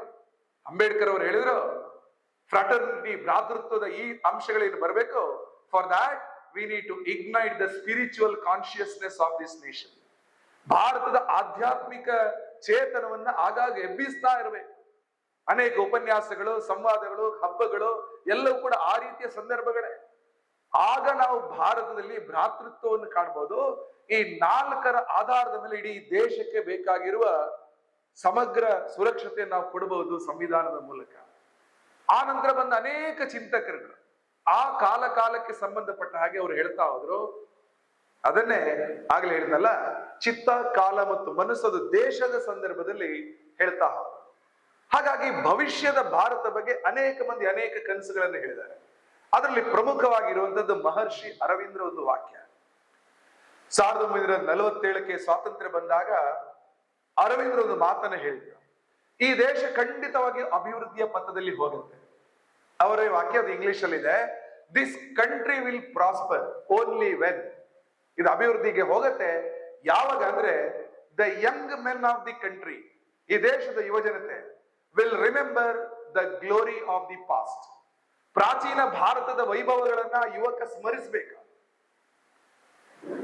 ನಮ್ಮ ದೇಶ ಎಷ್ಟು ಮಹಾನ್ ದೇಶ ಆಗಿತ್ತು, ವಿಜ್ಞಾನದಲ್ಲಿ ಹೇಗೆ ಮುಂದುವರೆದಿತ್ತು. ಸ್ವತಃ ಧರ್ಮಪಾಲ್ ಅವರು ಹೇಳುವ ಹಾಗೆ ಬ್ರಿಟಿಷರು ಭಾರತಕ್ಕೆ ಕಾಲಿಡುವವರೇ ಕೂಡ ಅವರಿಗೆ ಭಾರತದ ಕಾಲಗಣನೆಯ ಬಗ್ಗೆ ಅವರಿಗೆ ಗೊತ್ತೇ ಇರಲಿಲ್ಲ, ನಾವಿಷ್ಟು ಮುಂದೆ ಹೋಗಿದ್ದೀವಿ ಅಂತ. ಲೋಹ ಶಾಸ್ತ್ರ, ಮೆಟಲರ್ಜಿಯಲ್ಲಿ ನಾವು ಸಾಕಷ್ಟು ಮುಂದೆ ಹೋಗ್ಬಿಟ್ಟಿದ್ದೀವಿ. ಲೋಹದ ಅನೇಕ ಉಪಕರಣಗಳನ್ನ, ಅದು ದೇವಸ್ಥಾನದ ಗಂಟೆಯಿಂದ ಹಿಡ್ಕೊಂಡು ಅನೇಕ ಯುದ್ಧೋಪಕರಣಗಳು, ಚಾಕು ಚೂರಿಗಳವರೆಗೆ ಲೋಹ ಶಾಸ್ತ್ರದಲ್ಲಿ ನಮ್ಮರ ಪ್ರಾವೀಣ್ಯತೆ ಇತ್ತು. ಪಾದರಸವನ್ನು ಕಂಡುಹಿಡಿದಂತಹ ನಾಗಾರ್ಜುನ, ಅಣು ವಿಜ್ಞಾನದಲ್ಲಿ ಕೆಲಸ ಮಾಡಿದಂತಹ ಕಣಾದ ಮಹರ್ಷಿಗಳ, ಗಣಿತ ಶಾಸ್ತ್ರದಲ್ಲಿ ಕೆಲಸ ಮಾಡಿದಂತಹ ಭಾಸ್ಕರಾಚಾರ್ಯ, ತನ್ನ ಮಗಳಾದ ಲೀಲಾವತಿಗೋಸ್ಕರ ಬರೆದಂತಹ ಲೀಲಾವತಿ ಗ್ರಂಥ, ವಿಮಾನಯಾನದಲ್ಲಿ ಭರದ್ವಾಜ ಮಹರ್ಷಿಗಳ, ಸಸ್ಯಶಾಸ್ತ್ರದಲ್ಲಿ ಪರಾಶರ ಮಹರ್ಷಿ, ಆಯುರ್ವೇದ ಶಾಸ್ತ್ರದಲ್ಲಿ ಚರಕ, ಶಸ್ತ್ರಚಿಕಿತ್ಸೆಯಲ್ಲಿ ಸುಶ್ರುತ, ವ್ಯಾಕರಣ ಶಾಸ್ತ್ರದಲ್ಲಿ ಪಾಣಿನಿ, ಯೋಗಾಭ್ಯಾಸದಲ್ಲಿ ಪತಂಜಲಿ, ಹೀಗೆ ಭಾರತದ ಪ್ರಾಚೀನ ಜ್ಞಾನ ಪರಂಪರೆಯನ್ನು ನೋಡಿದ್ರೆ ಒಂದು ದೊಡ್ಡ ಪ್ರಾಚೀನ ವೈಭವ ನಮ್ಮಲ್ಲಿ ಇದೆ ಅನ್ನೋದನ್ನ ಈಗಿನ ಯುವಕ ನೆನಪಿಟ್ಕೊಳ್ಬೇಕು. ಅರವಿಂದ್ ಹೇಳ್ತಾರೆ, the country will prosper only if the young men will remember the glory of the past. ಎರಡನೇದು, the young men should know the pain of the present. ವರ್ತಮಾನದ ತಲ್ಲಣಗಳನ್ನ ಯುವಕ ಅರ್ತಿರ್ಬೇಕು. ಕಾಲ ಕಾಲಕ್ಕೆ ಸಮಾಜಕ್ಕೆ ತಲ್ಲಣಗಳು ಅಂತ ಇರುತ್ತೆ, ಸಮಸ್ಯೆಗಳು ಅಂತ ಇರುತ್ತೆ. ಇವತ್ತಿನ ತಲ್ಲಣಗಳು ನೂರಾರಿದೆ. ಡ್ರಗ್ಸ್ ಸಮಸ್ಯೆ ಇದೆ, ಸಮಾಜದ ಎಲ್ಲ ವ್ಯವಸ್ಥೆಗಳಲ್ಲಿ ಭ್ರಷ್ಟಾಚಾರ ತಾಂಡವಾಡ್ತಾ ಇದೆ. ಸಮಾಜದ ಸಮಸ್ಯೆ ಅಲ್ವೇ ಇದು? ಹೆಣ್ಣು ಮಕ್ಕಳ ಮೇಲೆ ಆಕ್ರಮಣಗಳು, ಅತ್ಯಾಚಾರದ ರಿಪೋರ್ಟ್ಗಳು ಅನೇಕ ರಾಜ್ಯಗಳಿಂದ ಬರ್ತಾ ಇದೆ. ಈಗಲೂ ಕೂಡ ಕ್ಷೌರಕನ ಅಂಗಡಿಗೆ ಹೋದ್ರೆ ಜಾತಿ ಕಾರಣಕ್ಕೆ ಆತನ ಜಾತಿಯನ್ನು ಕೇಳಿ ಇತ್ತೀಚೆಗೆ ಒಂದು ಜಿಲ್ಲೆಯಲ್ಲಿ ಒಬ್ಬ ಯುವಕನ ಹತ್ಯೆನೇ ಆಗೋಯಿಲ್ಲ. ಸಮಸ್ಯೆಗಳು ಇನ್ನೂ ಇಲ್ಲವೇ ನಮ್ಮ ಸಮಾಜದಲ್ಲಿ ಜೀವಂತವಾಗಿ? ನೂರಾರು ಸಮಸ್ಯೆಗಳಿದೆ. ಒಂದು ಕಡೆ ಸೈಬರ್ ಕ್ರೈಮ್ಗಳಿದೆ, ಇನ್ನೊಂದು ಕಡೆ ಅನೇಕ ವಂಚನೆಗಳು, ಟ್ರಸ್ಟ್ ಸಮಸ್ಯೆಗಳು ಬರ್ತಾ ಇದೆ, ಲವ್ ಜಿಹಾದ್ಗಳಿದೆ, ಮತಾಂತರ ನಡೀತಾ ಇದೆ, ವಿಶ್ವಾಸ ದ್ರೋಹಗಳು ನಡೀತಾ ಇದೆ. ವರ್ತಮಾನದ ತಲ್ಲಣಗಳನ್ನ ಇವತ್ತಿನ ಯುವ ಜನತೆ ಅರಿತಿರ್ಬೇಕು. ಇನ್ಯಾವುದು ಐಸ್ ಕ್ರೀಮ್ ಚಾಕ್ಲೇಟ್ ಜಗತ್ತಲ್ಲಿ ತೇಲಾಡೋದಲ್ಲ. ವರ್ತಮಾನದ ಸಮಸ್ಯೆಗಳನ್ನು ಯಾವ ಯುವಕ ಅರ್ತಿರ್ತಾನೆ ಆ ದೇಶ ಪ್ರಗತಿಯ ಸಾಲಲ್ಲಿ ಇರುತ್ತೆ ಅನ್ನೋದನ್ನ ಅರವಿಂದ್ ಹೇಳಿದರು. ಮೂರನೇದವರು ಹೇಳಿದ್ದು, the country will prosper when the young men will have dreams for the future. ಭವಿಷ್ಯದ ಭಾರತದ ಬಗ್ಗೆ ಆತನಿಗೆ ಒಂದು ಕಲ್ಪನೆ ಇರುತ್ತೆ. ನನ್ನ ಭಾರತ 2047ರಲ್ಲಿ ಹೇಗಿರುತ್ತೆ, ನನ್ನ ವಿಜಯನಗರ 2050ನೇ ಇಸ್ವಿಯಲ್ಲಿ ಹೇಗಿರಬೇಕು ಮುಂದಿನ 20-30 ವರ್ಷಗಳ ನಂತರ ಅನ್ನೋದನ್ನ ಆ ಪ್ರದೇಶದ ಯುವಕ ಕಾಣಬೇಕು, ಕನಸುಗಳನ್ನ ಕಾಣಬೇಕು. ಇದು ಮೂವರತ್ರ ಇರುವುದಲ್ಲ, ಒಬ್ಬನಲ್ಲೇ ಇರಬೇಕು. ಒಬ್ಬನಲ್ಲೇ, ಒಂದೇ ವ್ಯಕ್ತಿಯಲ್ಲಿ ಪ್ರಾಚೀನ ಭಾರತದ ಬಗ್ಗೆ ಗೌರವ, ವರ್ತಮಾನದ ತಲ್ಲಣಗಳ ಬಗ್ಗೆ ಅರಿವು, ಭವಿಷ್ಯದ ಭಾರತದ ಬಗ್ಗೆ ಕನಸು, ಈ ಮೂರು ಒಬ್ಬನ ಹತ್ರ ಇರ್ತಾ ಇದ್ರೆ ಭವಿಷ್ಯದ ಭಾರತ ಅಭಿವೃದ್ಧಿಯ ಪಥದಲ್ಲಿ ಇರುತ್ತೆ ಅನ್ನೋದನ್ನ ಮಹರ್ಷಿ ಅರವಿಂದ್ ಹೇಳಿದರು. ಭಾರತದ ಎಲ್ಲ ಯುವಕರು ಈ ರೀತಿಯ ಸ್ಥಿತಿಯಲ್ಲಿ ಇದ್ದಾರಾ? ಈಗಲೇ ಹಾಡಿನಲ್ಲಿ ಹೇಳಿದ್ರು, ಅರಳಲಿದೆ ನವ ಭಾರತ ದೇಶ ಅಂದಾಗ ಶತಮಾನಗಳನ್ನ ಕಾಡಿದ ಸಂಕಟಗಳು ಅದು ಮರೆಯಾಗುವ ಮುನ್ನ, ಅದು ಕಣ್ಮರೆಯಾಗುವ ಮುನ್ನ ಜಾಗೃತಗೊಳಿಸಿ ಸಶಕ್ತ ಸಮಾಜವನ್ನ, ಹೊಸ ಹಿಂದೂ ಸಮಾಜ, ಹೊಸ ಭಾರತ ಸಮಾಜ ಉದಿಸಬೇಕು ಅನ್ನೋದನ್ನ ಕವಿ ಹೇಳಿದ್ರ. ಹಾಗಾಗಿ ಭಾರತೀಯರಿಗೆ ಭಾರತೀಯತ್ವವನ್ನ ಎಚ್ಚರಿಸಿಕೊಳ್ಬೇಕಾದ ಕೆಲಸಗಳನ್ನ ನಾವು ಸದಾ ಮಾಡ್ತಾ ಬರ್ಬೇಕಾಗುತ್ತೆ. ಹಾಗಾಗಿ ಭವಿಷ್ಯದ ಭಾರತ ಹೇಗಿರಬೇಕು? 4 ಅಂಶಗಳ ಭಾರತವನ್ನ ಹಿರಿಯರು ಗುರುತಿಸ್ತಾರೆ. ಮೊದಲನೇದು, ಭಾರತ ಏಕಾತ್ಮ ಭಾರತ ಆಗ್ಬೇಕು. United India, unified India. ಭಾರತದಲ್ಲಿ ಅನೇಕ ವಿಷಯಗಳಲ್ಲಿ ಭಿನ್ನತೆ ಇದೆ, ವೈಚಾರಿಕ ಭಿನ್ನತೆ ಇದೆ. ಸ್ವಾತಂತ್ರ್ಯ ಪ್ರಾಪ್ತಿ ತನಕ ಭಾರತೀಯರೆಲ್ಲರೂ ಒಟ್ಟಾಗಿ ಬ್ರಿಟಿಷರ ವಿರುದ್ಧ ಹೋರಾಟ ಮಾಡ್ತಾ ಇದ್ರು. ನಮ್ಮನ್ನ ನಾವು ಆಳ್ವಿಕೆ ಮಾಡಿದ ನಂತರ ರಾಜಕೀಯ ಮತ್ತು ಬೇರೆ ಬೇರೆ ವಿಷಯಗಳ ಪ್ರವೇಶದಿಂದಾಗಿ ಪರಸ್ಪರ ನಾವೇ ಜಗಳ ಮಾಡ್ತಾ ಇದ್ವಿ. ಇವತ್ತು ಭಾರತದಲ್ಲಿ ಒಳ ಜಗಳ ಇಲ್ವಂದ್ರೆ ಇದೆ. ಯಾರು ಮಾಡ್ತಾ ಇದ್ದಾರೆ? ಭಾರತೀಯರೇ ಪರಸ್ಪರ ಮಾಡ್ತಾ ಇದ್ದಾರೆ. ಒಬ್ಬರು ಆ ಕಡೆಯಿಂದ ಈ ಕಡೆ ಬೈತಾರೆ, ಒಬ್ಬರು ಈ ಕಡೆಯಿಂದ ಆ ಕಡೆ ಬೈತಾ ಇದ್ದಾರೆ. ಇಬ್ಬರು ಒಟ್ಟಾಗಿ ಒಂದಾಗಿ ದೇಶದ ಬಗ್ಗೆ ಯೋಚನೆ ಮಾಡುವಂತ ಸ್ವಭಾವ ಯಾವಾಗ ಬರುತ್ತೆ? ಒಬ್ಬರು NEP ಜಾರಿಗೆ ತಂದ್ರೆ ಇನ್ನೊಬ್ರು ಬೇಡ ಅಂತ ಹೇಳ್ತಾರೆ. ಒಬ್ಬರು ಏರ್ ಸ್ಟ್ರೈಕ್ ಮಾಡಿದ್ರೆ ಇನ್ನೊಬ್ರು ಪ್ರೂಫ್ ಎಲ್ಲಿ ಅಂತ ಕೇಳ್ತಾರೆ. ಹೀಗೆ ಭಾರತದಲ್ಲಿ ವೈಚಾರಿಕವಾಗಿರ್ತಕ್ಕಂಥ ಈ ತರ ಭಿನ್ನಾಭಿಪ್ರಾಯಗಳೇನಿದೆ ಅದೆಲ್ಲವನ್ನು ಮೀರಿ ದಾಟಿದ ಒಂದು ಏಕಾತ್ಮತೆ ಅದು ಬರಬೇಕು. ವಿಚಾರಗಳು ಏನ್ ಬೇಕಾದ್ರೂ ಇರ್ಬೋದು, ಆಚಾರ ಪದ್ಧತಿಗಳು ಬೇರೆ ಬೇರೆ ಇರ್ಬೋದು, ಭಾಷೆ, ಜಾತಿ, ಪ್ರಾಂತ್ಯ, ಅನೇಕ ವಿಷಯಗಳಲ್ಲಿ ನಾವೇನು ಹೋಗಿದ್ದೀವೋ ನಾವೆಲ್ಲರೂ ಕೂಡ ವಾಪಸ್ ಒಂದು ಹಂತಕ್ಕೆ ಬಂದು ಒಂದಾಗಬೇಕು. ಎಲ್ಲವನ್ನ ಸ್ವೀಕಾರ ಮಾಡುವ ಮನಸ್ಸುಗಳು ನಮಗಿರ್ಬೇಕು. ಅವ್ರು ಬೇಡ, ಇವರು ಬೇಡ, ಇದು ಬೇಕು, ಅದು ಬೇಡ, ಎಲ್ಲವನ್ನ ಸ್ವೀಕಾರ ಮಾಡಿ ಮುಂದೆ ಹೋಗುವ ಮನಸ್ಸಿದೆಯಲ್ಲ. ವಿಚಾರಗಳು ಎಲ್ಲ ಕಡೆಯಿಂದ ಬರ್ಬೋದು, ಜ್ಞಾನ ಎಲ್ಲ ಕಡೆಯಿಂದ ಬರ್ಬೋದು. ಸಂಘದ ಸ್ವಯಂ ಸೇವಕರು ಈಗ ಭಾರತ ಮಾತೆಯ ಚಿತ್ರ ಏನಿದೆಯಲ್ಲ ಅದರ ಮುಂದೆ ಪ್ರತಿದಿನ ಬೆಳಿಗ್ಗೆ ಏಕಾತ್ಮತೆಯ, ಎಲ್ಲರೂ ಒಂದಾಗತಕ್ಕಂಥ ಒಂದು ಮಂತ್ರವನ್ನ ಹೇಳ್ತಾರೆ. ಬಹಳ ಹಿರಿಯ ಸಂಸ್ಕೃತ ಕವಿ ಶ್ರೀಧರ್ ಭಾಸ್ಕರ್ ವರ್ಣೇಕರ್ ಅಂತ ಅವರ ಹೆಸರು. ಅವರು ಮಾಡಿದ ಒಂದು ಶ್ಲೋಕ, ಅದನ್ನ ಏಕಾತ್ಮತಾ ಮಂತ್ರ ಅಂತ ಕರಿತೀವಿ, ಏಕಾತ್ಮ ಶ್ಲೋಕ ಅಂತಲೂ ಕರೀತಾರೆ. ಅದರಲ್ಲಿ ಒಬ್ಬ ಭಾರತೀಯ ಹೇಗಿರ್ಬೇಕನ್ನೋ ಚಿಂತನೆಯನ್ನು ಕೊಟ್ಟಿದ್ದಾರೆ. ಆತನಿಗೆ ಜ್ಞಾನ ಎಲ್ಲ ಕಡೆಯಿಂದ ಬರಬೇಕು.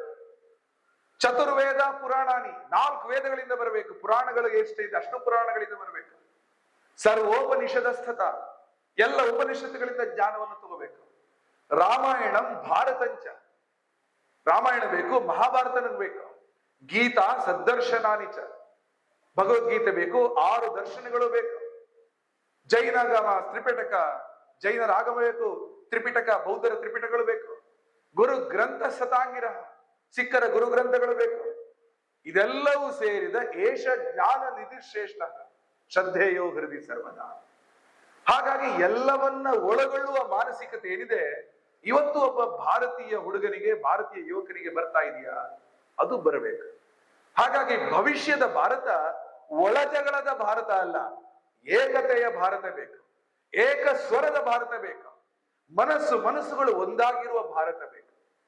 ಎರಡನೇದು, ಭವಿಷ್ಯದ ಭಾರತ ಗೌರವಶಾಲಿ ಭಾರತ ಬೇಕು, ಡಿಗ್ನಿಫೈಡ್ ಇಂಡಿಯಾ. ಇವತ್ತು ಭಾರತದಲ್ಲಿ ಜನಸಂಖ್ಯೆಯಲ್ಲಿ ನಾವು 142 ಕೋಟಿ ಇರಬಹುದು. ಸಮಾಜದ ಎಲ್ಲ ವರ್ಗಗಳು ಗೌರವ ಸಿಗ್ತಾ ಇದೆಯಾ? ಖಂಡಿತ ಇಲ್ಲ. ಎಲ್ಲ ವೃತ್ತಿಗಳಿಗೆ ಗೌರವ ಸಿಗ್ತಾ ಇದೆಯಾ? ಖಂಡಿತ ಇಲ್ಲ. ಸ್ವಾಮಿ ವಿವೇಕಾನಂದರು ಅಮೆರಿಕದಿಂದ ವಾಪಸ್ ಭಾರತಕ್ಕೆ ಬಂದು 1897 ಇಸ್ವಿಯಲ್ಲಿ ಅವರು ಕೊಲಂಬೋದಿಂದ ಆಲ್ಮೋರ ತನಕ ಏನು ಯಾತ್ರೆ ಮಾಡ್ತಾರೆ. ಆ ಸಂದರ್ಭಗಳಲ್ಲಿ ಮೆಡ್ರಾಸ್ ಅಲ್ಲಿ ಯುವಕ ಒಂದು ಪ್ರಶ್ನೆ ಕೇಳ್ತಾರೆ, when will have the India, new India ಎನ್ನುವ ಪ್ರಶ್ನೆಯನ್ನು ಕೇಳ್ತಾರೆ. ಆಗ ವಿವೇಕಾನಂದರು ಉತ್ತರ ಕೊಟ್ಟಿದ್ರು, the new India will arise from farmers plough. ರೈತನ ನೇಗಿಲಿಂದ ಹೊಸ ಭಾರತದ ಉದಯ ಆಗುತ್ತೆ. The new India will arise from fishermen's net. ಒಬ್ಬ ಮೀನುಗಾರನ ಬಲೆ, ಅದಕ್ಕೆ ವ್ಯಾಲ್ಯೂ, ಬೆಲೆ ಬರಬೇಕು, ಆಗ ಬರುತ್ತೆ. The new India will come from cobbler's thread. ವಿವೇಕಾನಂದರ ಮಾತು. ಒಬ್ಬ ಪಾದರಕ್ಷೆಯ ಕೆಲಸ ಮಾಡ್ತಕ್ಕಂಥ ಚಮ್ಮಾರನ ದಾರಕ್ಕೆ ಬೆಲೆ ಬರಬೇಕು. ಇವತ್ತಿಗೂ ಕೂಡ ಅನೇಕ ಕಡೆಗಳಲ್ಲಿ ಒಬ್ಬ ಪಾದರಕ್ಷೆ ರಿಪೇರಿ ಮಾಡುವ ವ್ಯಕ್ತಿ ಯಾರಿದ್ದಾರೆ, ಆತನಿಗೆ ಟೀ ಸರಿಯಾಗಿ ಕೊಡಲ್ಲ, ಹಣವನ್ನು ಕೈಯಲ್ಲಿ ಕೊಡಲ್ಲ, ಗೌರವ ಕೊಡಲ್ಲ. ಆತ್ಮವತ್ ಸರ್ವಭೂತೇಶು, ಪ್ರತಿಯೊಬ್ಬ ವ್ಯಕ್ತಿ ಆತ್ಮನು ಸಮಾನ ಶ್ರೇಷ್ಠ ಅಂತಕ್ಕಂಥ ಭಾರತದಲ್ಲಿ each soul is potentially divine ಅನ್ನುವ ನಂಬಿಕೆ ಭಾರತದಲ್ಲಿ ಒಬ್ಬ ವ್ಯಕ್ತಿಯನ್ನ ಕೀಳಾಗಿ, ಕೆಟ್ಟದಾಗಿ ಯಾಕೆ ಇವತ್ತು ನೋಡ್ತಾ ಇದ್ದೀವಿ? ಸಮಾಜ ಆತರ ಇದೆ. ಅನೇಕ ಸಂಸ್ಥೆಗಳಲ್ಲೂ ಕೂಡ ಯಾವ ಕೆಲಸವನ್ನು ಯಾರು ಮಾಡ್ತಾರೆ ಅನ್ನುವ ಕಾರಣಕ್ಕೋಸ್ಕರ ಅವರಿಗೆ ಗೌರವ. ಗುಡಿಸುವ ಬಂಧುಗಳಿಗೆ ಒಂದು ರೀತಿಯ ಗೌರವ, ಇನ್ನೊಂದು ಕ್ಲರಿಕಲ್ ಕೆಲಸ ಮಾಡೋರಿಗೆ ಇನ್ನೊಂದು ರೀತಿಯ ಗೌರವ.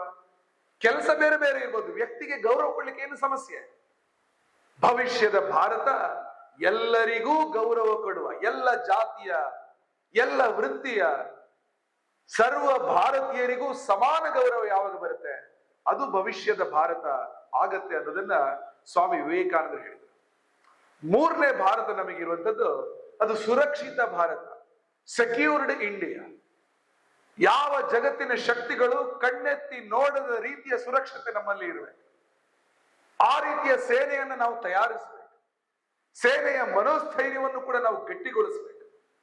ಸೇನೆ ಅಂದಾಗ ಕೇವಲ ಭೂಸೇನೆ ಮಾತ್ರ ಅಲ್ಲ, ಅದು ನೌಕಾ ಸೇನೆ, ಜಲಸೇನೆ ಅಥವಾ ವಾಯುಸೇನೆ, ಏರ್ ಫೋರ್ಸ್ ಇರ್ಬೋದು, ನೇವಿ ಇರ್ಬೋದು, ಇಂಡಿಯನ್ ಆರ್ಮಿ ಇರ್ಬೋದು, ಎಲ್ಲ ರೀತಿಯಿಂದಲೂ ಸುರಕ್ಷಿತವಾದ ಭಾರತ ಆಗ್ಬೇಕು.